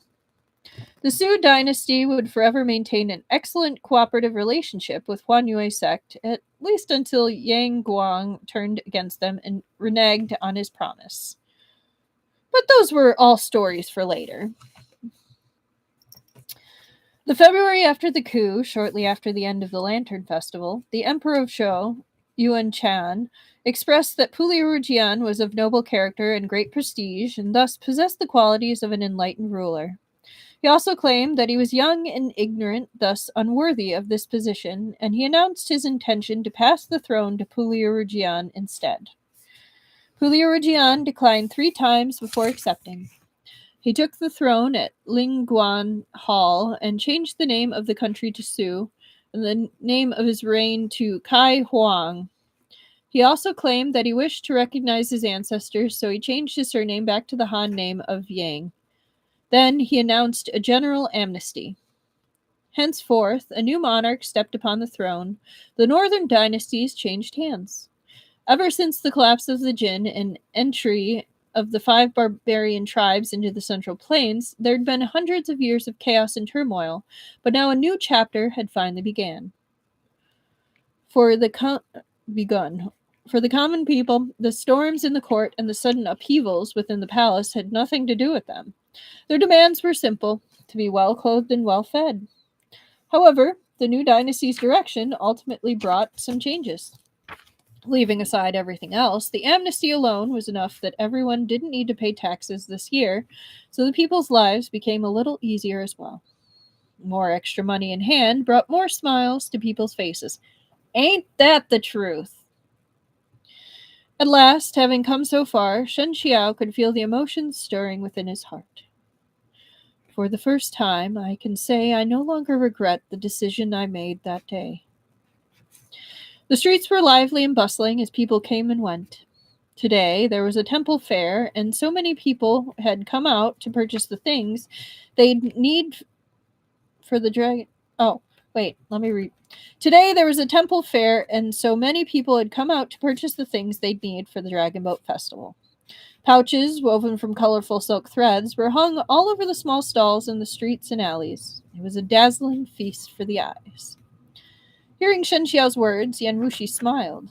It seems that Ah Qiao has been rather jumpy deep down inside this entire time. Shen Qiao nodded and spoke honestly. I've been afraid lately that my involvement would result in the world welcoming a foolish ruler, making the lives of the people even more difficult. The two of them passed by a stall and heard the owner's loud and enthusiastic hawking. Yan Wuxi swept a thoughtless glance over his goods, then purchased a tiger doll woven from colored fabric.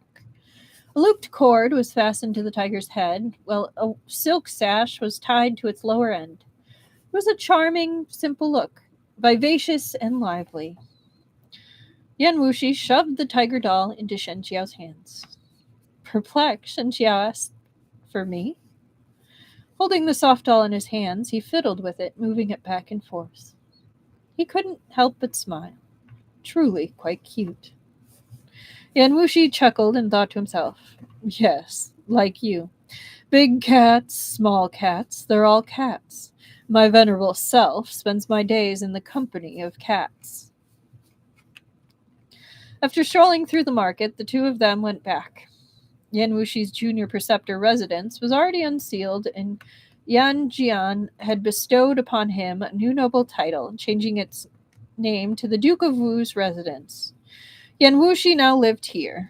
Meanwhile, the construction of Shen Qiao's Xuandu Monastery hadn't finished, so he could only stay here as a guest. I'm sure Yan Wuxi is so troubled about that. The steward saw Yan Wuxi and quickly came over to report that the second young master had returned. He'd also brought someone with him, a person claiming to be Taoist Master Shen Shidi. Shen Qiao thought this strange, and when he saw Yu Shengyan and the person who'd arrived with him, he couldn't help being even more shocked. See, Shidi? Or wait, see, Shidi. Yeah. And I guess we'll have to figure out who that is next time. Or else be reminded of who that is next time. Because that's where we're ending tonight. Ha! Yes, it's another cliffhanger. There's always a cliffhanger with this series. I'm sorry. There's probably going to be so many cliffhangers for Peerless too. But at least you only have to wait 2 days, 1 day. It's Thursday. I mean, I guess technically 2 days because it's the second day. But anyway, this was fun. I enjoyed it. 2 days. It's like, yeah, it's on the second day. So 2 days. Yeah. But this one was really fun. We got to see Yan Wuxi in drag, which is always a joy. We even got to see Shen Qiao and Bian Yanmei in drag. And they were killing it. They really pulled it off well. We also got to see Chen Gong die, which, yes! But yeah, this was fun. Thank you also for humoring me with my art stuff at the beginning. Probably have to double check to make sure I didn't dox myself. All right. But I hope you all have a fantastic evening, and I will see you Thursday. To everyone that watched later, I hope you enjoyed, and I will see you next time. Bye-bye.